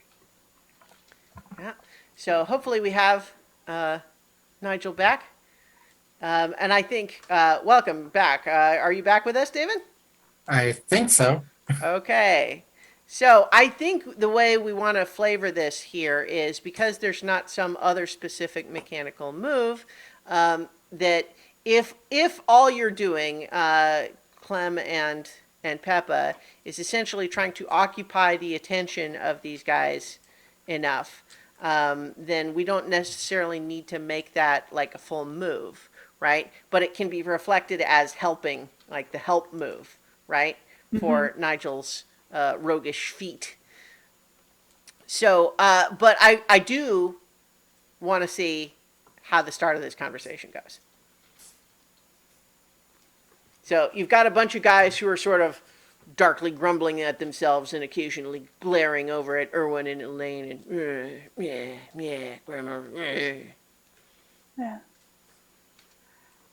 So how do you begin this whole distraction effort? You know, Peppa, if I was from this clearing, I'd be pretty proud that Jinx is standing up to the Marcusade. I wouldn't look like a sourpuss. No, and I don't think you've got a good view here. I mean, it's so far away. You can't really see anything that's going on. Yeah, why are you guys hiding in the back? So they look pretty nonplussed to be having anyone paying attention to them. Um, uh, so, in particular, I want to just an aside on the word nonplussed that I think I used correctly there, but I have always long felt that like the word sounds like what it should mean is like bad, like that someone is annoyed or irritated because it's like sounds like plus seems like it would be positive thing, so nonplussed would be negative. But what it really means is someone who's just like kind of stunned and ambivalent and doesn't know what to do. They don't know how to react or how to feel. Yeah. So in any case, I that's this is your vocabulary lesson of the day. Anyway, yeah. So they look initially a little bit angry that you're not minding your own business, a little bit scared that you're going to get them in trouble, a little bit like, oh, she actually has a point. I kind of would like to see. And so you're like, you get, I think you get three responses at once of like, one, mind your own business, one, like, we're not doing anything. And then one, like, well, I don't know, where should we hide? Or, I mean, stand. Ooh, And are you?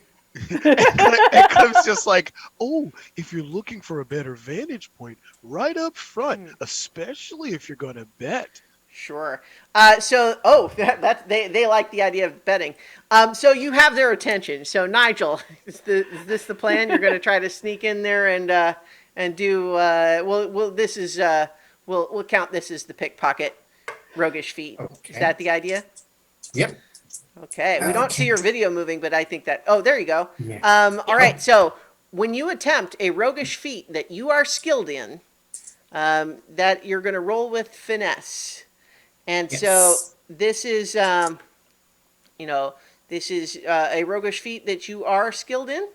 And so we'll have you roll with finesse. And in theory, I think we can potentially have your friends here providing help with that. We'll see how that goes. They're set up to do so. Okay. That is a base of 11 That's without any help. Nice. that's No need great. for help. Yeah. So on a roguish feat, so let's see. On a hit, you achieve your goal. On a 7 and 9, you don't have to deal with that. So yeah, you basically manage while they are distracted to just kind of lean around this little crate and snag this bag that they've got that is clearly weighed down with some, axe handles and other tools and maybe a hatchet or two in there. And you just kind of yoink. Yeah, pick it up and just Beware the walk away capybara. like I'm not doing anything. Like, Okay, yeah. So, and I basically find a place that could be seen as a lost and found, and just set it there. okay. Well, probably to the extent if there's any sort of a like community lost and found, it would probably be at the town hall. Or like someplace near the entrance of the event area. You Okay. don't want to keep the goods on you? No. Well, I figure- this is something that if like it's not like something you can put in a pocket. It is a bag full of axe Yeah. handles. Yeah. It's like You don't want to be seen with that. Yeah, get rid Yeah, of it. yeah. Well, the way I see it Yeah. is like the important thing is when they decide to start their trouble, they don't have it. Yes, no, exactly. The point just being, if you put it too nearby, someone might spot it Yeah. and then they just go get it, as opposed to not having any idea where it went. Right? I mean, like, so basically, if they decide to just not do anything and go home, as they're going home, they'll be like, "Hey, there's a bag." Okay. All right. I think that I think you are introducing risk to the situation in order to be kind of nice to them, which is absolutely no. It's allowed. I'm not telling you not to do that. I'm just making sure Okay. that that's how I, as the world, am interpreting your action is that you want to do them a favor by not essentially by helping them to recover these when they're ready, but at the cost of putting them somewhere where they could actually be found potentially. Like if they turned around and went home and said, "Oh, there they are. Let's go back in after all." See what I mean? Yeah. Yeah.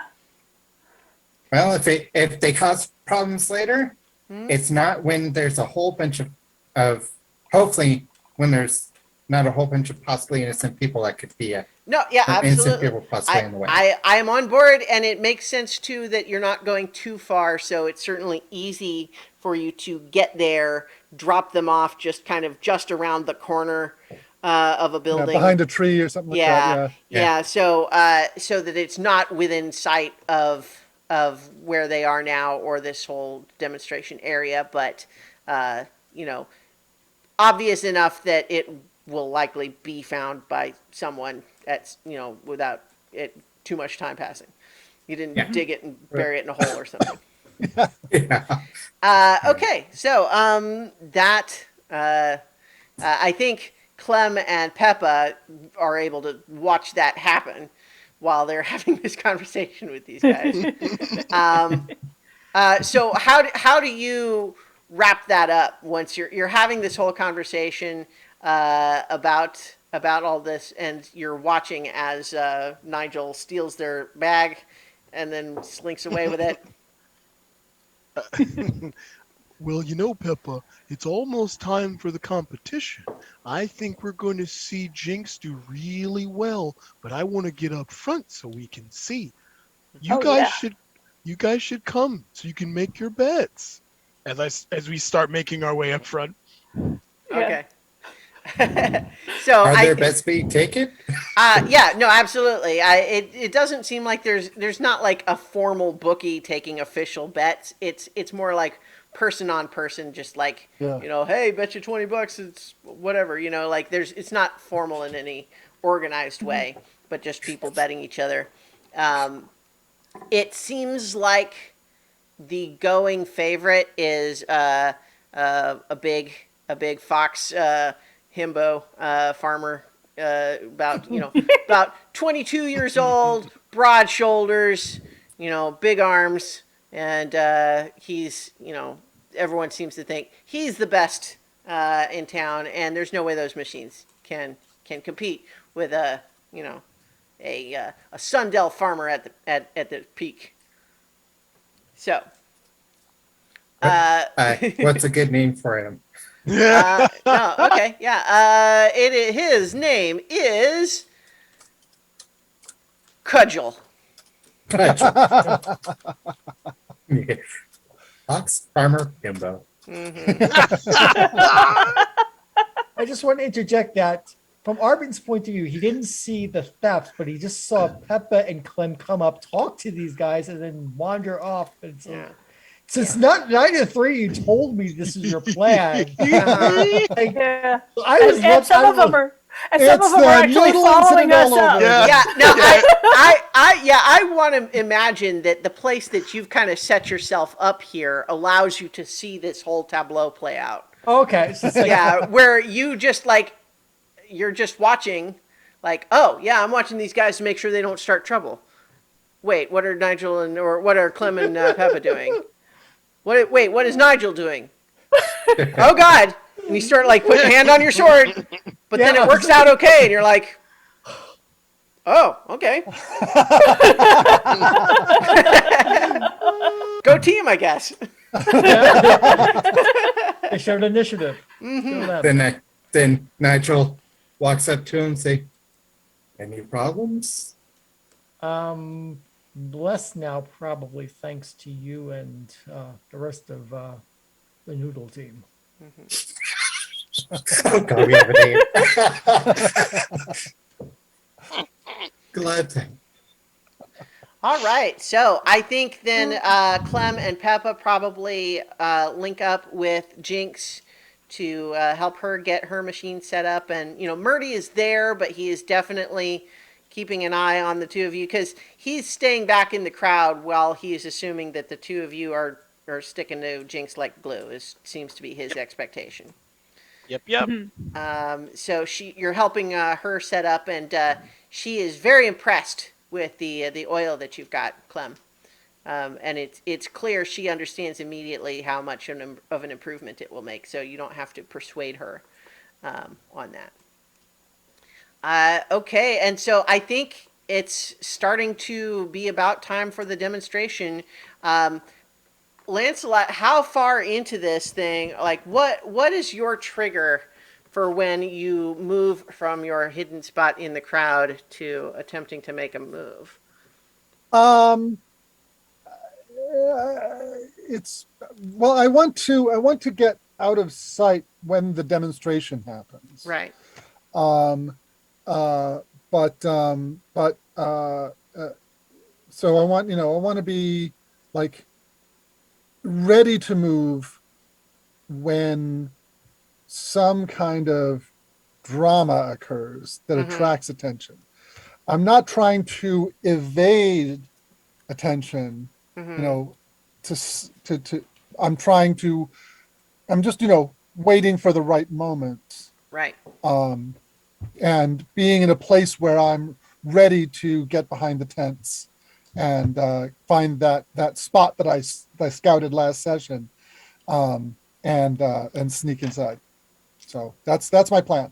Okay. If it looks like there isn't going to be such a moment that of high drama, then I'll go when I can. Mm-hmm. But I'm not going to like abort if there isn't a good moment. Well, But so as Irwin kind of starts introducing the whole thing, it's like, welcome, welcome, ladies and gentlemen, and friends and folk of Sundale. I am Irwin Thistledown, I think is what I said, right? Yes. This, I am here to show to you these spectacular wares of fabulous engineering that can make your life easier when you do the hard work that you do here in farming.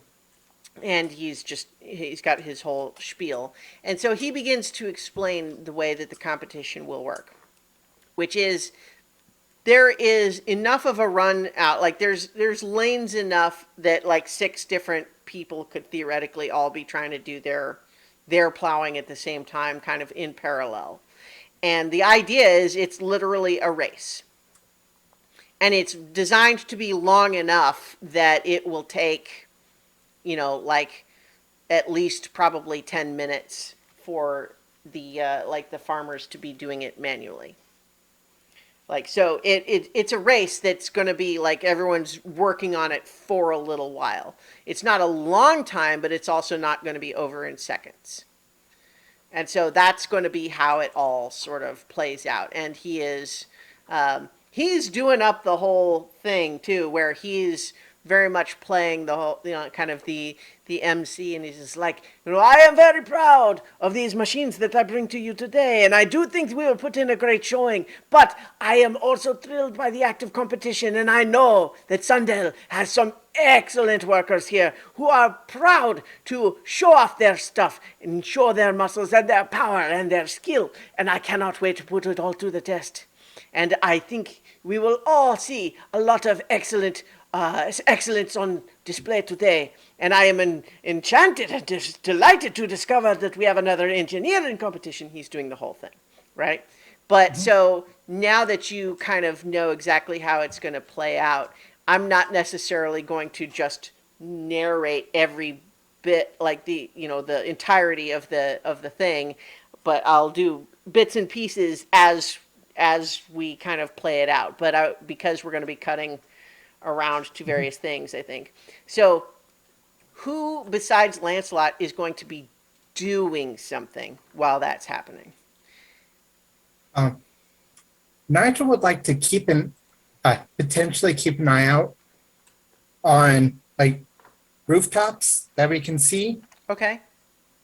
because when there's a lot of people focus on the competition, that's a good time for thefts. It's true. Ooh, It's true. smart. Yep. Mm-hmm.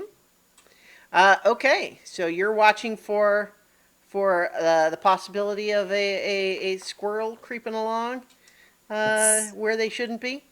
Okay, great, great. What and Arbon, are you still keeping your eye on those toughs? even though they've lost their weapons, they still might get Mm-hmm. into trouble. So yeah, so I'm going to keep them shut down. And I'll say, as of right this moment, they don't seem to have noticed yet. It's going to be funny when they do. Clem and Peppa, you're staying with Jinx and helping her. Mm-hmm. Like, so obviously, once she actually starts the thing, it won't be. There's not as much that you're directly assisting with. Would you be trying to do anything other than watch once the race actually starts? Um,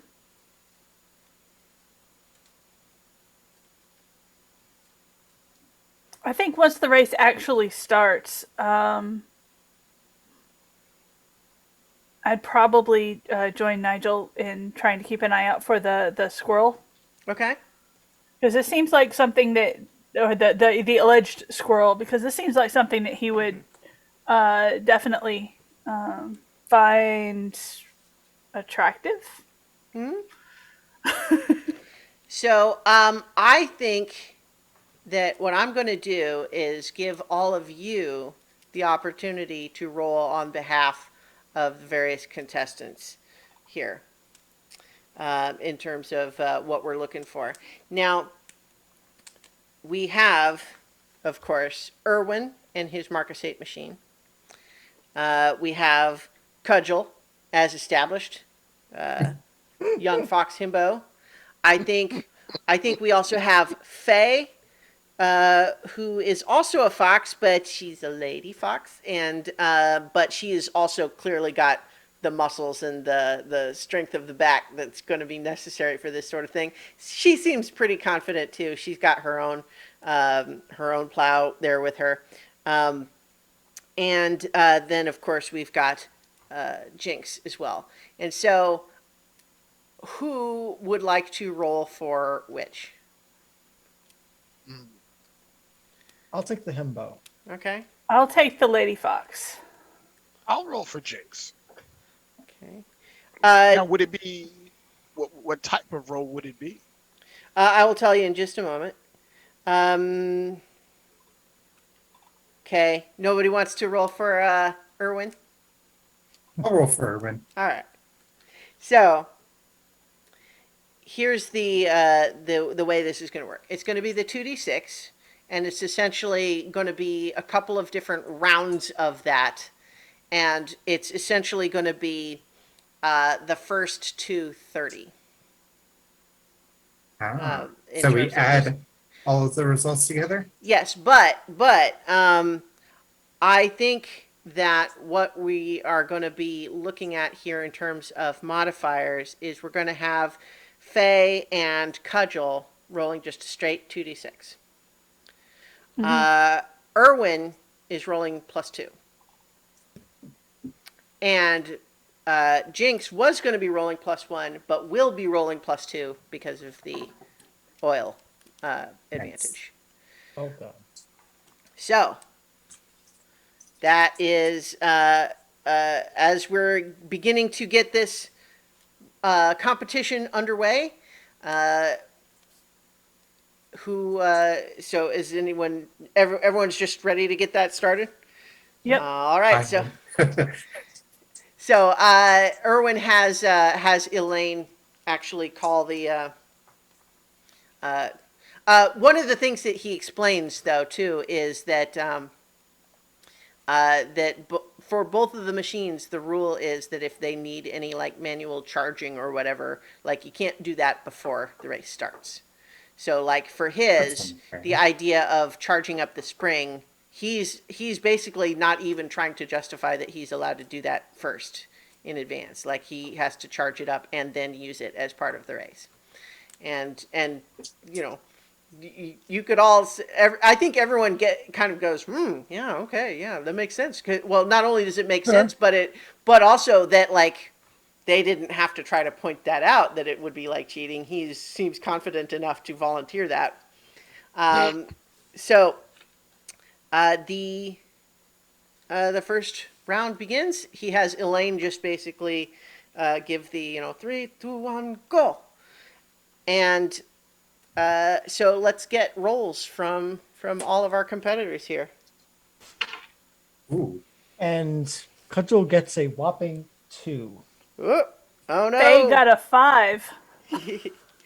Hold on. Let's see. Okay. Irvin got a 10 All total. right. Yeah. Double fours. Okay. What about Jinx? That's cockeyed.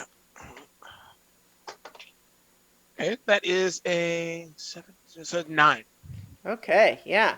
So, at first, what we see is that Cudgel immediately runs into trouble, and it looks like out of sheer just dumb bad luck that's really nobody's fault, there happened to have been a rock in that spot. He picked the lane, so it's not like anyone forced it. It's not a trick, but it just means that it slowed him down pretty significantly. He had to get this rock out of the way. It just happens. Sometimes there's rocks. I'm just, over the should have garden not wall stayed is in like, his do you lane. like rocks? No, I don't like rocks. No, we don't like rocks. Anyways, but it looks at first like Faye is the one that kind of immediately starts making real progress. And Erwin, at first, everyone is almost starting to laugh because he's just sitting there at the start, not having done anything, just pedal, pedal, pedal, pedal, pedal, pedal, pedal, pedal, pedal, not going anywhere. But then, and it just goes, and it starts going much faster than anyone else is going once it starts. Then in the meantime, Jinx's doesn't have that same sort of slow charge up and then fast result. It's a little bit more steady, but she is also making a lot of progress as well. And so she and Erwin are by far the clear early leaders. So, Lancelot, are you at any point feeling like you're going to make a move? Or Well, it looks like this is going to be going on for a little while longer. They're only just started. I don't think that it's. I want to have enough time to get in and out, but I think I can wait a little bit to see what happens. Okay. Because those toughs still haven't made their move. So yeah.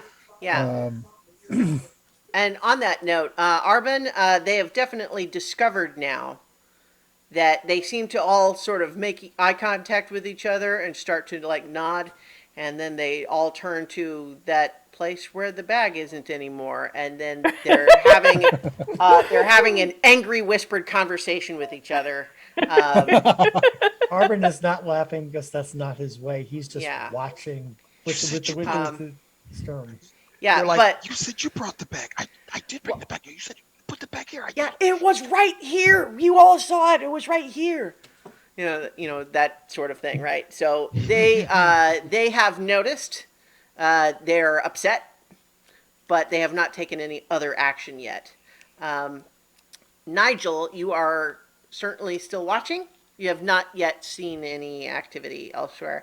I think it's also I'm not making you roll or justify anything, but I would just be interested as a chronicler. How do you feel about taking your eyes off of what is clearly a notable event in this community in order to just look at empty rooftops? Oh, Pepe is also watching, so he's like, he is trading off kinda like, okay, now doing you it look. slow. Now you look. Huh? No, never Yeah. mind. Yeah. Yeah, kind of doing a slow, kind of a slow cycle, just like, Okay. hmm. All right. So let's get round 2 then of rolls for our various competitors. Ooh. A little better. Cudgel gets a 7. Okay, so Faye that got a 9. okay. Irwin also got a 7. Hold on. So Faye got a 9 this time. Yes. Okay. Erwin Diggity got a dog. 7. You said? Yep. Nigel? Okay. Yep. Okay. Jinx got an 11. Wow. Okay. So, Yeah. So I think what everyone sees is that Irwin's machine started off really fast. Like, because it had that charge where he didn't really even start plowing until some of the others had gone by, but then it started to kind of slow down as that initial windup was losing steam, and so he's didn't make as much progress, but he's still in second place as Jinx takes the lead, uh, pulling ahead, still pedaling along, driving her own sort of machinery where it's got these. I think hers is different in the sense that instead of being more like a traditional plow, it's almost got these little sort of grindy mole-like claws going vroom, vroom, vroom, vroom, vroom, vroom, vroom, like that instead of sort of chewing it away instead of just forcing itself through. Okay. Mean, Time for Lance to make his move. okay, yeah, I There's was been just enough progress yeah. that it looks like the race is going to end Okay. soon. So, yeah, right. Lance is going to make his move. I don't have any sneaky moves, Sure. any sneaky things. So I am trusting fate. So, Yes. So Lancelot says a quiet prayer to our Mother of Noodles, and Oh boy. and slips around behind the tent to find that spot that he had scouted before. right. So So I've got a yeah. So you're rolling with luck, but you do have your +1 from Right. having looked and discovered that as the secret way in. And I think I'm going to personally pray to my mother, the Holy Mother of Noodles, as well. All right, I rolled an 8, which becomes a 10. Nice. So with your +1 luck and then the so Yes, I got an plus one for luck, +1 Right. for the scouting, total of 10. great. So on a hit, you scrape by or barrel through. On a 10 plus, fortune favors the bold. Your panache also earns you a fleeting opportunity. So I think that what you make your way in there. You there's a little spot where the back flap of this pavilion tent is really like not Not fully as taut, and you nailed can down as kind well of as it could be. yeah. So you have to get down on your belly and kind of crawl through underneath there, but you're able to get inside this tent. And you can actually see quite well in there because there is actually a candle left burning. Okay. All right. So And I don't have to create a light. I can just use what's there. Excellent. right. Well, so you immediately see that there is on the table that there is a few things, you know, a couple of what look like maps and some correspondence, and then a report of some kind that are all kind of out on a table. Yeah, I want to. Yeah, But want what to I look was, through those. yeah. Well, so is the plan to read through them, or because bear in mind what Greta specifically said that she would pay you for is proof.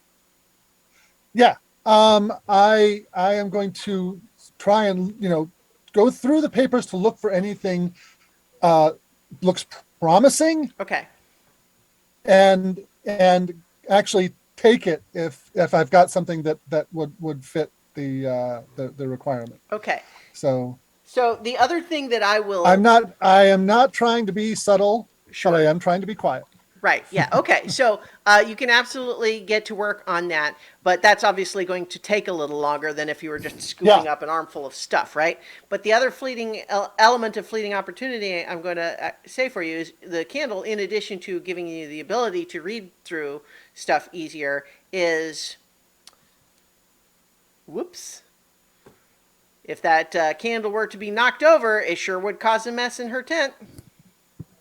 Right, but much harder to get paid. So yes, Well, okay. yes and no. I'll keep that I in mean, mind. so Yes. I think the thought occurs Oh. to you Oh, okay. that So if that her I tent could- were to burn, it might be less obvious that there were missing papers. Oh, yeah, I get your meaning. Yeah. You are sneakier than I am, but it makes sense for Lance to think of that. And in fact, yeah, I'm gonna scoop up the whole mess of papers, shove them in my coat, and start a fire. Okay. Absolutely gonna do that. All right. So, bearing in mind that we are going to need another trust fate roll to get out with all that stuff. But you you have the papers. You haven't had a chance to really look through them, but you have at least you are able to use this candle to put it in a spot where in a few minutes it's going to be really obvious that there's smoke coming from her tent, and by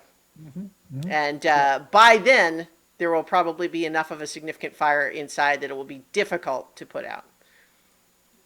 Yeah, that's an excellent. That is absolutely what I'm going to do. Okay. So we will, while that is happening, the race continues.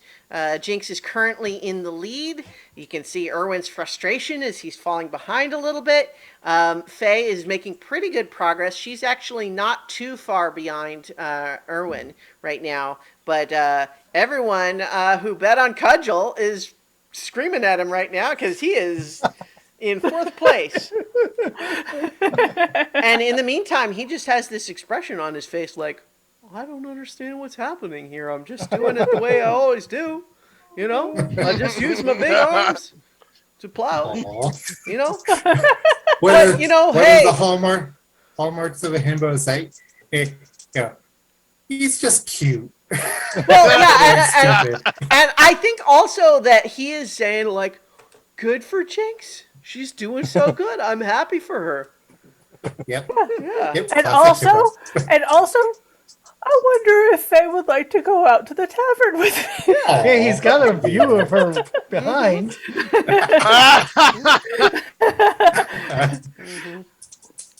I just love how she just does a little hop after every other step. Anyway, Push that tail. yeah. So, yes, we're ready for round 3 of our race here. So let's see those rolls. Faye got a 10. Whoa. I got a 6 and a 1 plus 2, so that is in 9. So 9 for Jinx. I got a 12. Okay. Oh, no. Ooh. Cudgel got a 4. Oh, You know, Cudgel. Poor Yeah. Cudgel. Cudgel looks like he's probably out of it at this point. Faye has really, buckled down, and she's making good progress, but she is still obviously in third place to Erwin and Jinx, who are neck and neck. They are both at 29 of 30. Oh my oh man. Attention! Yes. So I think that is a perfect opportunity for, I don't know, it seems like no one is planning to interfere with the race. Okay. But if someone were gonna, this would probably be the time to do it. Yeah, well, I can hear the cheering and shouting outside, so I'm going to slip out of the tent at this time. Yes. So, trusting fate, you do not get your extra +1 this time because, as mentioned, easier to get in than out. Yes. Okay. But, yes. And you set a fire behind you. Yes. I rolled a 6 plus 1 is 7. Okay, so what that means is that it tells on a hit you scrape by or barrel through, and I tell you what it costs you. And I didn't make it cost you anything on the way in, but Right. I think on your way out,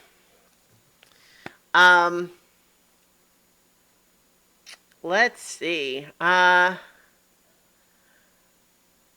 His tail's on fire? No, well, yeah, actually, I wasn't going to go quite that bad. But what I was going to say is a couple of sparks do spit from this starting fire onto your tail. And it's not enough to do a lot of damage, but it's enough that if someone were to look carefully at your tail, it would say, They could see there was looks singed. like your tail got a little too close to a fire. Yeah. So I think right. as you're trying to squirm by on coming out, like your tail is kind of flicking around and you accidentally get it a little bit too close to the fire and it's like, oh, yikes. Not enough to hurt you, but enough Yeah, that you've but- got a little bit of a singed tip of your tail that will be obvious if someone were to look too closely. Yeah. Well, I am not planning on hanging around where people will get a look at it. Yeah. I am headed out of the arena. Okay. I think, Arban, you are noticing that these toughs, after some indecision, seem like they're partly also just caught up in the drama of this incredibly close race. Yeah. But it seems like they're psyching themselves up to try to start something anyway.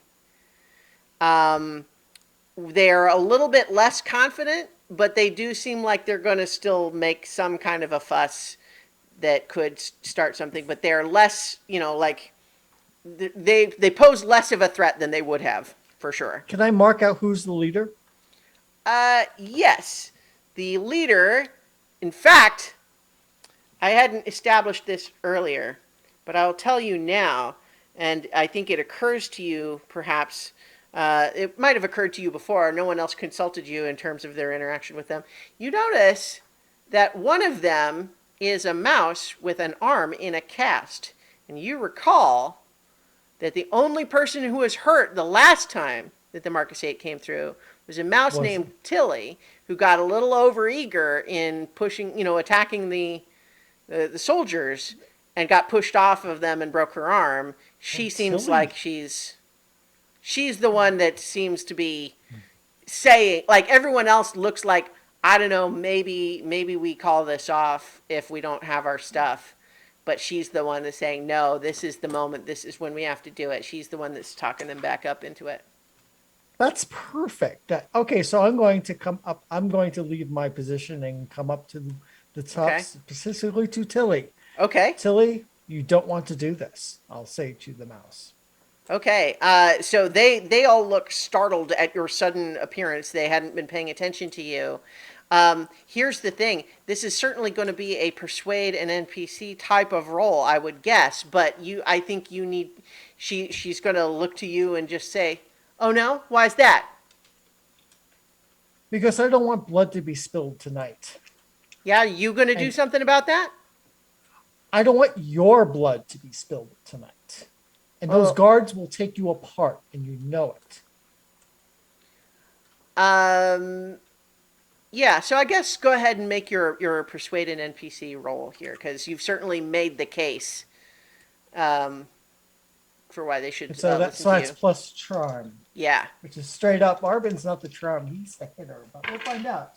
Well, that is a 10. Okay.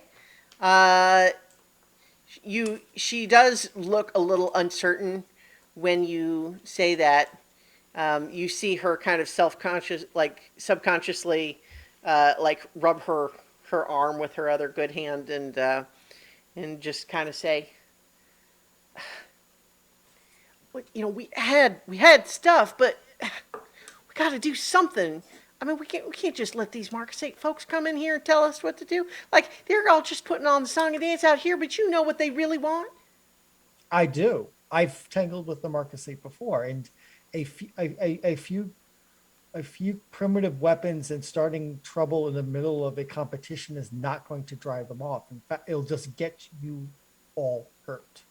There are better ways to deal with them. Well, she looks down at your armor and your sword and she says, "You could help us. If you're on our side, if you know what they're like."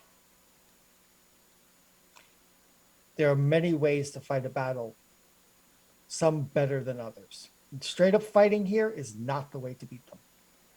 It'll just get people hurt. Yeah, one of the other guys kind of looks over at Tilly and just says, "Yeah, Tilly, I really thought I was going to have an axe handle for this. I mean, look, they've got swords." At the word axe handle, I mean, the Falcon rolls his eyes as like, you think that, as in say that you think that's going to beat the mark, is it? Tilly, at this point, kind of just stiffens up and just says, "Who drove him off the last time?" And now they're back, and harder. They won't be driven off so easily again. You need real weapons, real training, and a real plan. All right. Well, We're going to be here for a while. We'll talk. don't think I've forgotten. We're going to have another conversation. We are. All right. So she looks to her others and kind of storms off with them. There's a couple of them that are looking a little bit like, I want to watch the rest of the race, but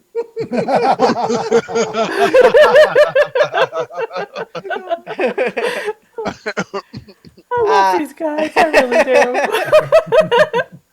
That was my pause axe handle. I Yeah. need to find it. yeah, He's going to be pissed. he's going to be so sore at me.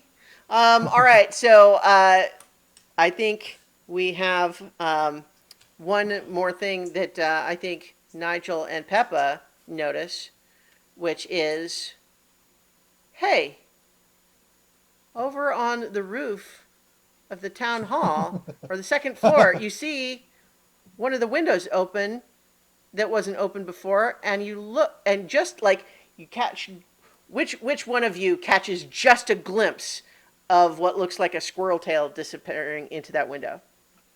I think it's Peppa. Okay. Okay.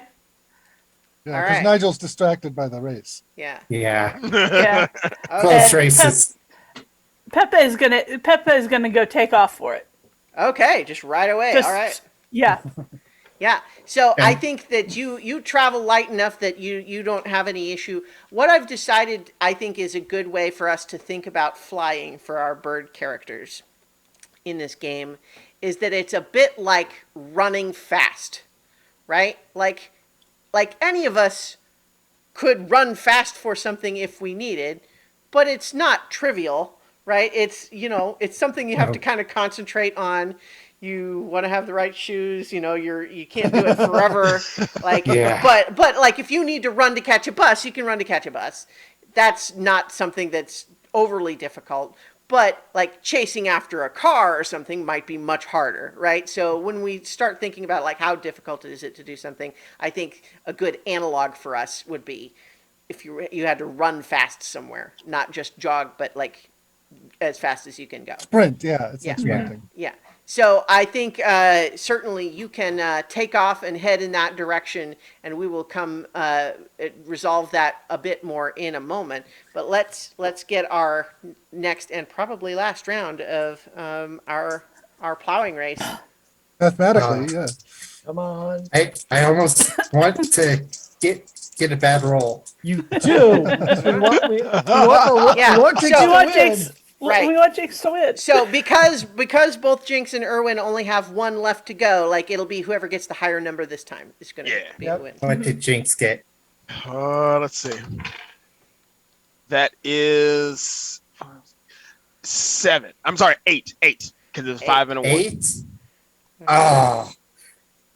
9. Oh! And Faye got a 7, so she's still in third, but she's right there at you, man. Yeah. Well, she crosses the finish line this time. Yeah. Yeah. Yeah. So 31. What did Cudgel get? 5. 5. Okay. Poor Cudgel. You know what? I think he just keeps hitting rocks. He's just had the worst luck with the rocks. Wrong furrow, man. But the thing is, you know what? He I want to flash forward to later whenever everything's done and it's all calmed down, and one of his friends is just kind of like, "Hey man, sorry you got all those rocks. I just know you could have done better. And he's just like, sometimes there's rocks." Oh, Cudgel is best boy. Yes. But yeah, so in any case, though, it looks like just barely, photo finish if they had cameras. Irwin does just barely cross the finish line ahead of Jinx, but it's so close. And Faye is not too far behind. She, while everybody is starting to cheer about just the finish of the race, that she kind of manages to get to the end of her row while while Cudgel's still a ways behind. But so I think that there is certainly a lot in the people in the crowd that are, disappointed because they wanted Jinx to win. If it wasn't, they didn't want Irwin to win is the main point, right? Yeah. But at the same time, uh, you know, no one in this crowd expected Jinx to be so close, right? So there's a lot of people, first of all, amazed and entertained at such a close outcome, and oh my gosh, that was so exciting, and boy, that was a lot of fun. I can't believe, what a cool thing that happened here. And at both of them substantially impressed that both of these machines outperformed Faye and Cudgel.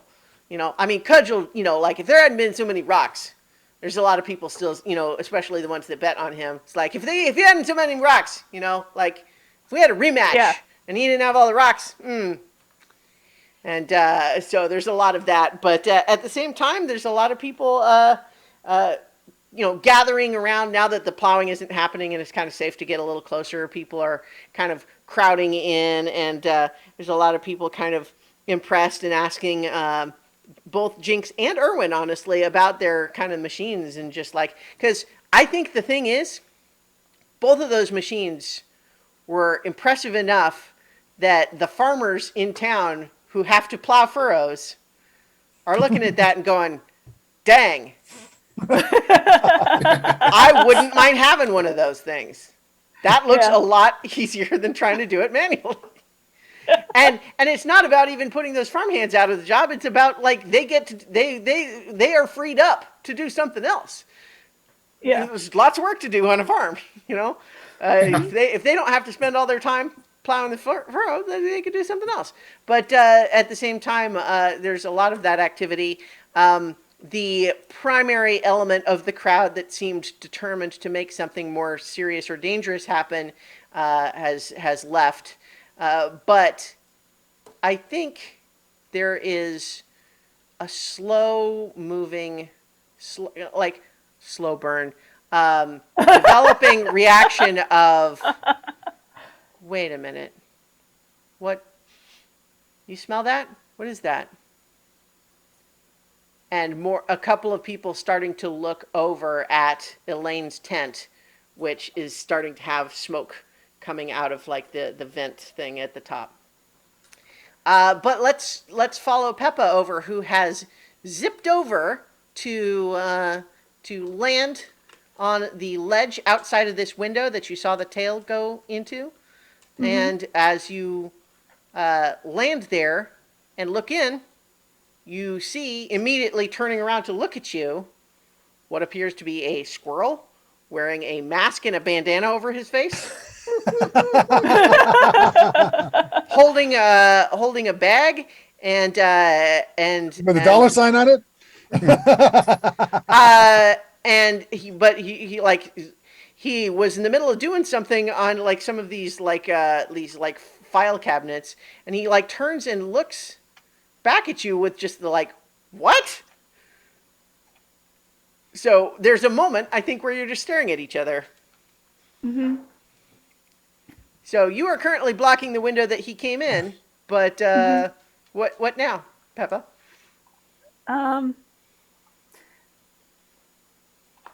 Let's see. Bennett, I presume. He blink. Yeah, that's me. Can I help you? Probably, yeah. And she's still blocking the window. You are still blocking the window, but you do see him kind of shift his feet in his position a little bit, and I think there's a moment where you realize he's bigger than you. Yeah. That's all right. Huh? Oh, boy. I'm only here to talk. It's look, they're looking for you. I think you might want to move on. Yeah. Thank you for that advice. I really appreciate it from the bottom of my heart. So how about you leave now, and then I'll move on. How about that? Sound like a deal?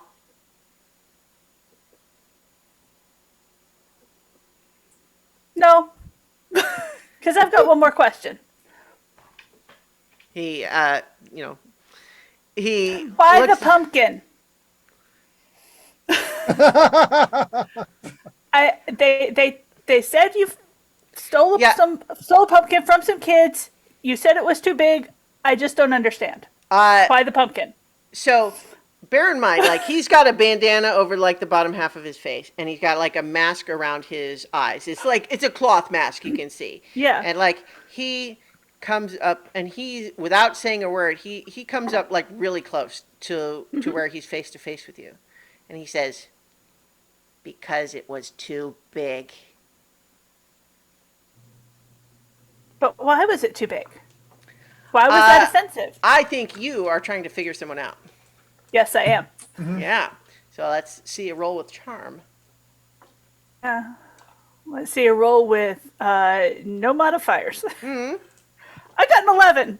All right. Okay. Oh my gosh. Oh, Nice work. So that means that you are able to ask 3 questions from that list, and you can ask some of them now, or if you want to keep trying to have this conversation continue, you can save some of them. Okay. Hold Like on. so, if you wanted to ask one and then sort of pursue that line, and then ask another one, for example, you could do that. Yeah. Let me see. I'm trying to find the list. Okay. The list is your character telling the truth? What is your character really feeling? What does your character intend to do? What does your character wish I would do? How can I get your character to blank?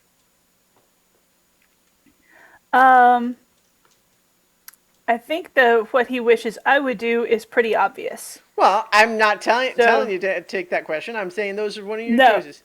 Okay. So,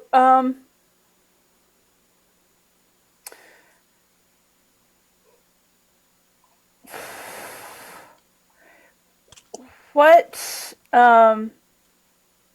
so I guess the first question that I have is what let's see, figure someone out. What is he intending to do? So when you ask that question right now, what do you mean right this moment, or in general? Like, what is this all about, really? Yeah, in general, what was he intending to do in this room? Oh, in this room. Okay.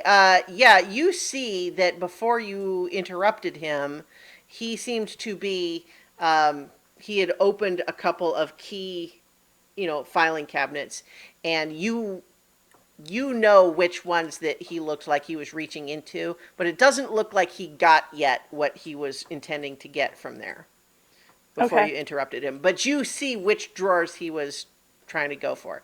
I think you don't know you don't know the details yet, but you know he was apparently going to try to take something from those drawers.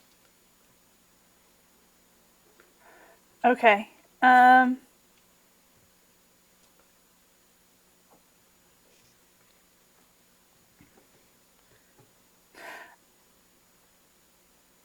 Okay. So Trying to think. oh, no, that's all right. So if you want to hold those questions as the conversation continues, you can ask them later, or if you want to ask them now, I can give you a moment. But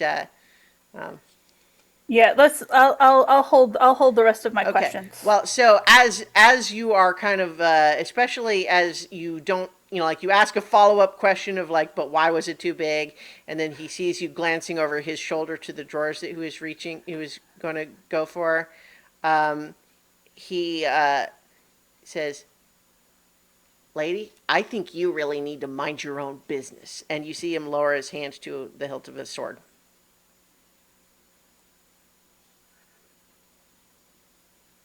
Okay. And then I'll just say, okay, I didn't come here to fight. I just wanted to ask about the pumpkin, and I'll get out of the way of the window. All right. He there's a moment of hesitation where he's trying to decide if it's worth trying to go back for the documents. Like, are you enough of a pushover that he can go back? I think he thinks that you are. So you move out of the way, and he goes back into the room. You hear some paper rustling. And I'll follow him All right. and say, "So, what are you looking for?"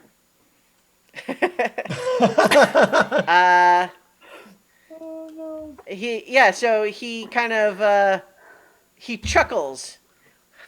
You know, little bird, you are kind of nuts. I like it, actually. Oh no. Well, trouble can be fun Yeah. in appropriate doses.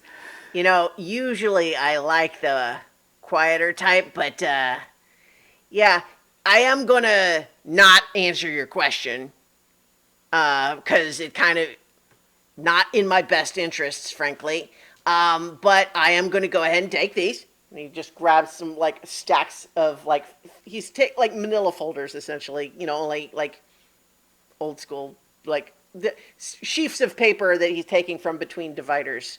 It sticks them in this bag, kind of just like willy nilly, like he doesn't care about them. He's just getting them out of the drawer. And then he says, "And now I'm gonna go. And my advice to you would be to not follow me. But if you do continue to follow me, we can continue the conversation we were having a moment ago." You know, the one with my. I would like to continue this conversation. Okay, well, So I was probably trying will to follow be. you. I was being a little bit oblique, where what I meant by conversation was where I reached for my sword and then you backed off. Mm-hmm. Like that's the part that would continue. Oh, okay. Yeah. Okay. Well, in that case, I am going to steal your bag and take it to the mayor.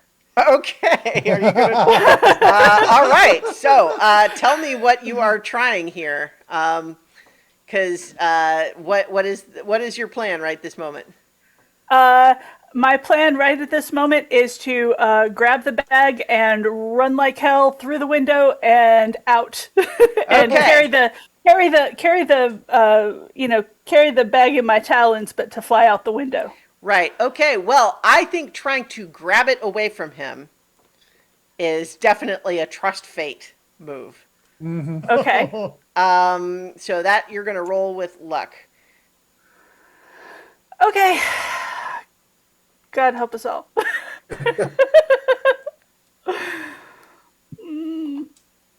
9.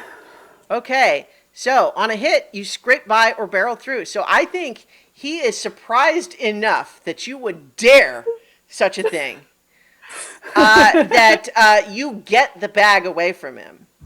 But I think that as you duck away and run towards the window with it, you feel the sting of the blade of a sword cut your shoulder a little bit.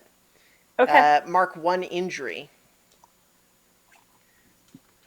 Oh, he's gonna pay for that. So yes, you definitely you've got the bag. You are running away with it, but he is right behind you, and he has already got his sword out, and he has slashed you with it. Okay. Now, what are you doing? You're just gonna Still try running and gonna try to dive out the window. Okay, so I think that we're going to go ahead and probably you do have acrobatics Yes. as a roguish feat.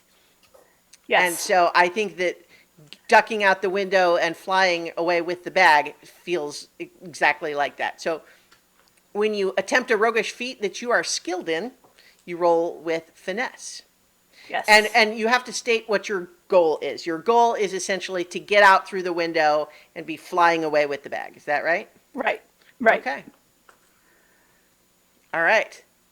So let's see a roll with finesse, which you're 14! Yeah, you're pretty good at. Crushed it.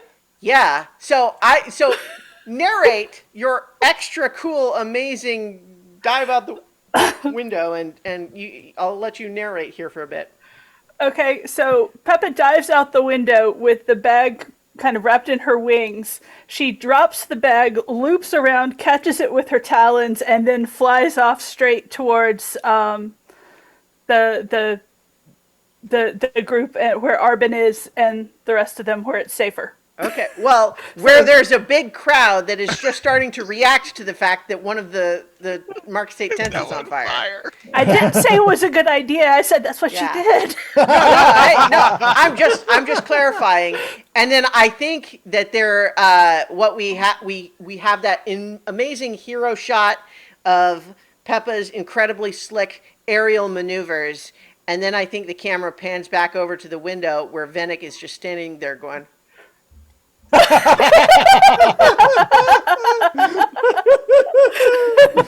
Jaw lowered so much that you can tell, even though he's got the bandana on. I think he pulls the bandana down just so you can see his perplexed face. Okay, so in the meantime, everyone else is at this crowd where we've got. Everyone is kind of oohing and ahhing over the victors, and a lot of people really impressed with Jinx. Like, she is disappointed that she didn't win, but at the same time, the truth is that her junk-built garage motorcycle almost beat the professionally manufactured thing, and so I think that she is recognizing and pleased with the fact that she has absolutely managed to compete with. Sorry, we got coming and going, so hopefully we can keep switching our video format here. So she seems a little bit disappointed that she didn't actually win, but very pleased with the performance of her machine. And I think she's getting a lot of congratulations for that too. There's a lot of people impressed and excited, but as I mentioned, there's kind of a slow-moving response to, one of these Marcus 8 tents is on fire. So certainly, as soon as some of the Marcus 8 guards and Elaine notice that, some of the guards kind of spring into action. I think a lot of the crowd is kind of moving to try to be at least far enough away that it doesn't seem like it'll be a dangerous thing. Fortunately, the setup here is that unless the fire just burns completely out of control, it seems unlikely that it would spread to the rest of the town. Like, it's not saying that that's impossible, but that if they are able to get the fire under control reasonably quickly, then that's not really a concern. And how are they trying to get the fire under control? Well, right now, they are only just sort of like discovering it. So I think what immediately happens is that they pull down the tent, right? So the idea that you're going to, they're pulling up the ropes and letting it, hoping that it'll kind of smother what's on fire inside, and they're starting to try to see if they can like stamp out the bits that are sort of on fire around the canvas. And Elaine is like not panicking quite, but certainly extremely upset, and she is shouting directions with a level of tension in her voice, is saying, "No, over there! No, we have to get the papers! Stop it! And she's just very frustrated. The crowd certainly does not want to leave, right? But I think the fire is looking like it might spread to at least one of the other soldiers' tents. And the crowd seems very interested and excited by this. No one is really moving to help at this time. I was wondering about that, yeah. They seem right now like they're just watching to see what's going to happen. And that's where I will give, Peppa is going to zip back over with the, incidentally, I don't think I said before, but Mayor Reese was in attendance at the race, and I think he. I mean, he hasn't taken any action yet, and I think to try to understand where he's at would be more complicated. Like you don't, it's not just obvious necessarily, but he is with the rest of the crowd looking on in kind of stunned amazement. Um, but as Peppa flies back over in a hurry with her shoulder bleeding, with a bag, what are you doing, Peppa? I am crashing into Arbin. Okay. Kablamo! Because I'm watching this. I'm watching the fires, trying to help with make sure the crowd doesn't get near. And suddenly the bird crashes into me. He's like, not, Yeah. turn, Okay. see Peppa. Like, Venick was in the town hall, and he was stealing documents, and they're in the bag, and I got the bag, and now I brought it to you. You're and, hurt. And yeah, ow. yeah, Nigel okay, put Peppa down. Just easy. Nigel seeing this would go and start looking through the documents or looking through the bag. I think that might take a little more time. What I want to check in with Lancelot though, because Lancelot slipped out of the tent before all this kind of went down. Did you just skedaddle, or did you try to loop back around to join the rest of the group?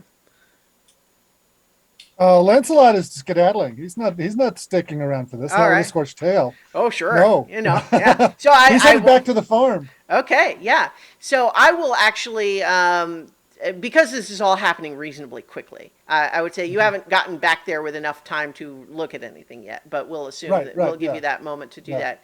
But I think, so I just wanted to make sure we weren't, leaving you out if you were going to be still in the area. But I think you probably have a smart idea there. But so everyone else, yes, Peppa's hurt. She's calling out that Venix's over there. Are you trying to attract the attention of anyone else? I figured I'd leave that up to Arbin. I just that was pretty much my thing. It's like out the window, loop de loop, boom. Yeah. How far away is the mayor from me? Not that far. I mean, you could get to him. Yep. I'm going to bring Peppa over to the mayor. I wish I had bandages with me because Okay. Peppa's bleeding and that's not good. Oh, well, it's okay. I've got the right thing. And you see, he stands there. Arms, head go inside the shell, but he's still standing there. So it's just a shell with legs. He's got everything in there. It's true. Actually, my toolbox has I have assorted esoteric hand tools, assorted medicines, and it's very heavy because of this. So Oh, go ahead. I was gonna say, and he comes out with like what looks like a first aid kit, and he starts to work on Peppa's shoulder. Very nice. So I think, hang on, let me just double check the rules for that. I think it might be something that I mean, you can do it right now, but I think it might be something that makes more sense to, like, I think It's right just now would be sort of the preliminary, let's just try to stop the bleeding sort of thing. Yeah, that's what he's trying. He just wants to patch it up, Yeah. not to do any stitching or anything of that nature. Yeah. So I believe that one injury box is, so let's see, to clear injury by receiving medical attention, you can clear one injury. A vagabond tends to your wounds, and you would mark depletion for supplies. Okay. And so if you are going to go ahead and mark depletion, we can go ahead and say you are bandaging her wound, and you can clear the injury box, Peppa. Yep.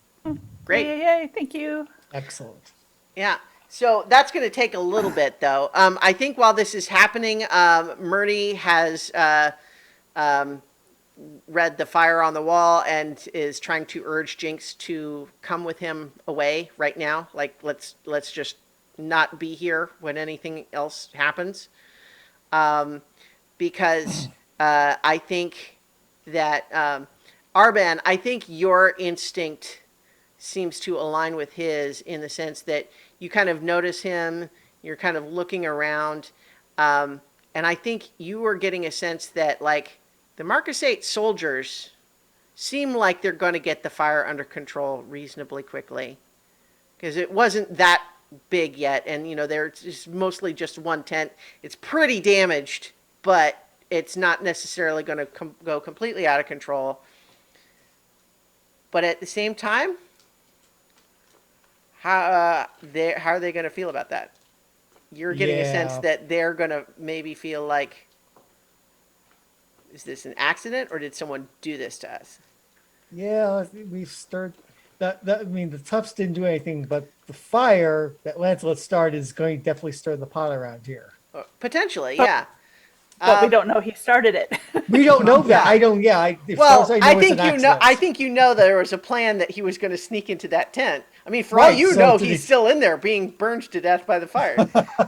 No, Lancelot's crafty. He would have snuck out. Yeah.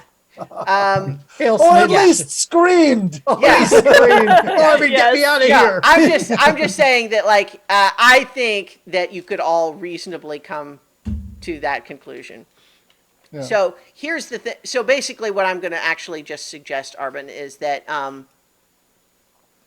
you are getting a little bit of a feeling like some of those soldiers are likely going to come to the conclusion that someone in the town burned their tent.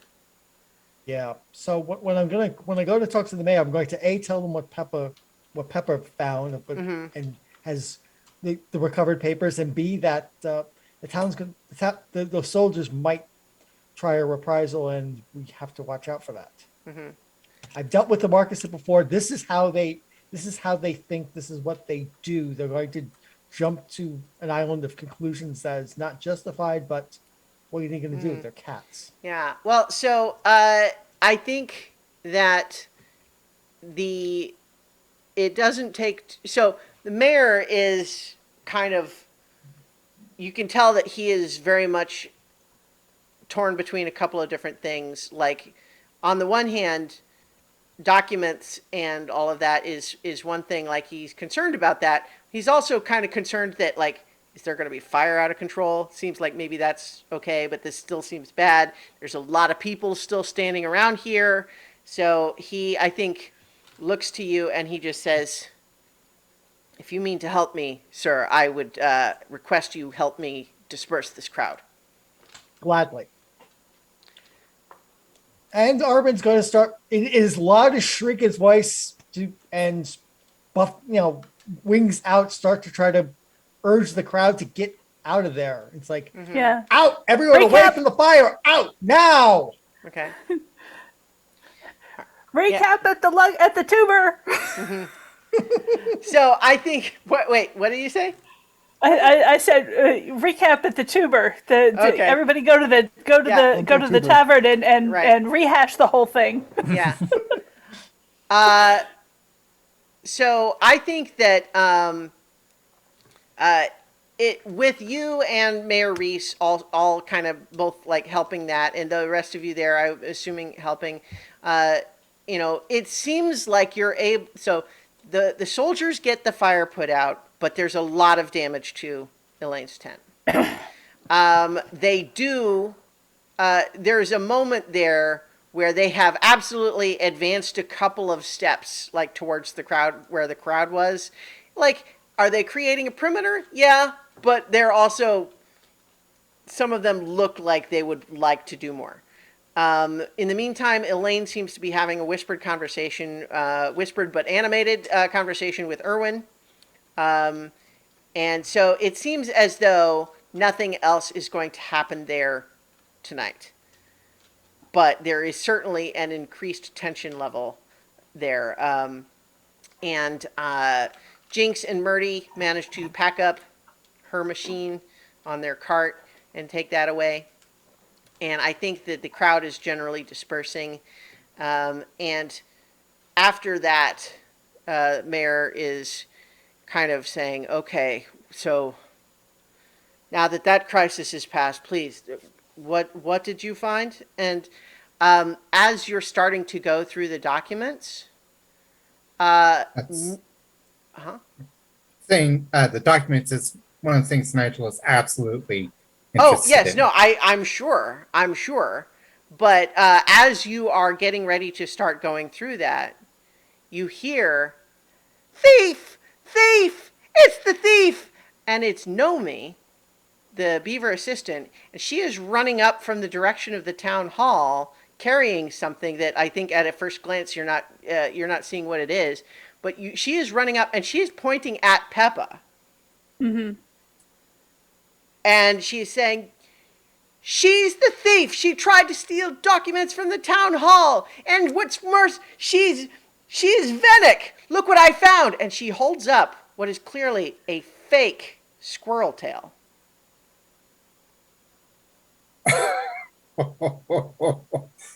Okay. And the mayor looks at that and then looks at you, clearly having shown up holding documents that were taken from his office in a bag. And Clem speaks But up and goes, Well, that's interesting. But if she's a thief, how did she get hurt? Did you have a sword?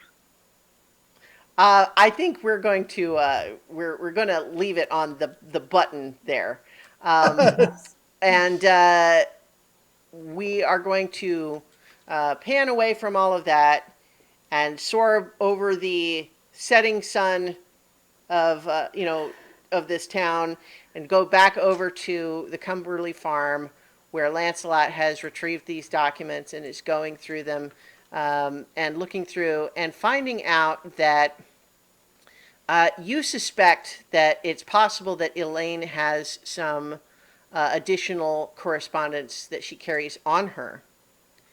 But what you can absolutely glean from what you have recovered is that the Marquisate absolutely does intend a full takeover of Sundell.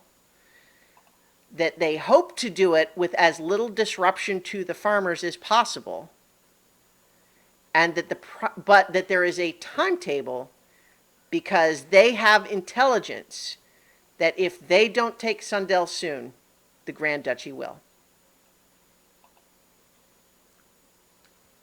Okay. Dun Mhm. dun dun. Dun, dun, dun. Yes. And I think that's where we will end the story for tonight's session. So, as before, we are going to finish our session with our session moves. Yes. Um, I have to hang on. I get to session moves. I think the session moves are drives, right? Mhm. Yes, one at a time. We each read our drives out and find out if we think that you fulfilled one of those drives in this session. So, I think. Does anyone have any drives? I don't think we necessarily need to read them if it's clear that they weren't met. But go ahead, Lancelot. Thrills. Escape from certain death or incarceration. I think certainly if you were caught in the vicinity of that tent with a singed tail, they absolutely would have taken you into custody. No question about it. So I'll when I advance, what do I do? yeah I'll come to that in just a Okay. moment. So let's just hold All on right. to it for now. Does anyone else have a drive that they think they accomplished? I Uh, don't think so.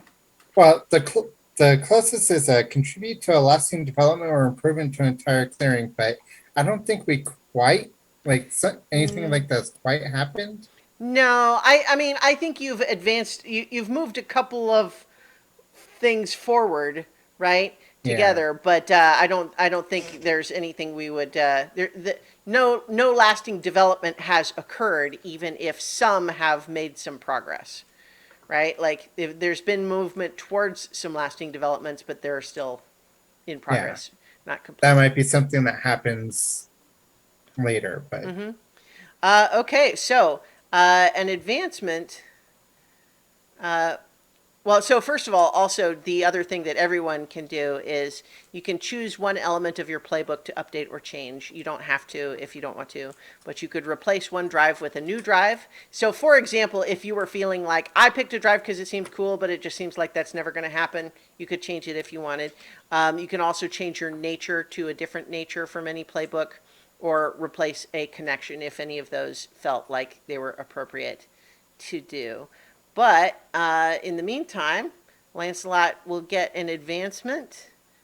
And so page 170 of the core book is where it talks about advancements. That's just the start of that chapter anyway. So when you advance by following a drive, you choose one from this list. You either take +1 to a stat, but can still only get them to +2. You can take a new move from your playbook. You could take a new move from another playbook. You could take up to 2 new weapon skills, or take up to 2 new roguish feats, or add 1 box to any harm track, depletion, exhaustion, wear, or not wear, but injury, or there's another one I can't remember at the moment. Injury, exhaustion, depletion. Yeah. Or you could take 2 new connections, including the mechanical benefit for those. I'm going to think about that between now and next time, because Absolutely. that's a lot to consider. Oh, sure. Advancement's a big deal. Yeah. Yeah. And so certainly we will cover whatever you choose at the beginning of next time. So does anyone else have any other business before we wrap our adventure for tonight? Okay. So Got some moves. yeah. So thank you everyone for listening and or watching. We hope you enjoyed our play of Root, the role-playing game from Magpie Games. I'm Christiana Ellis. This is on my Twitch channel live if you watch it live, or you can obviously be seeing it either on YouTube or in the audio podcast format. If you're watching or listening to any of those, we would love to hear from you and get feedback. But in the meantime, we hope that you all are able to find an advancement of your own. And we will return for more Root, the role-playing game next week on so many levels. So many. So many. So many.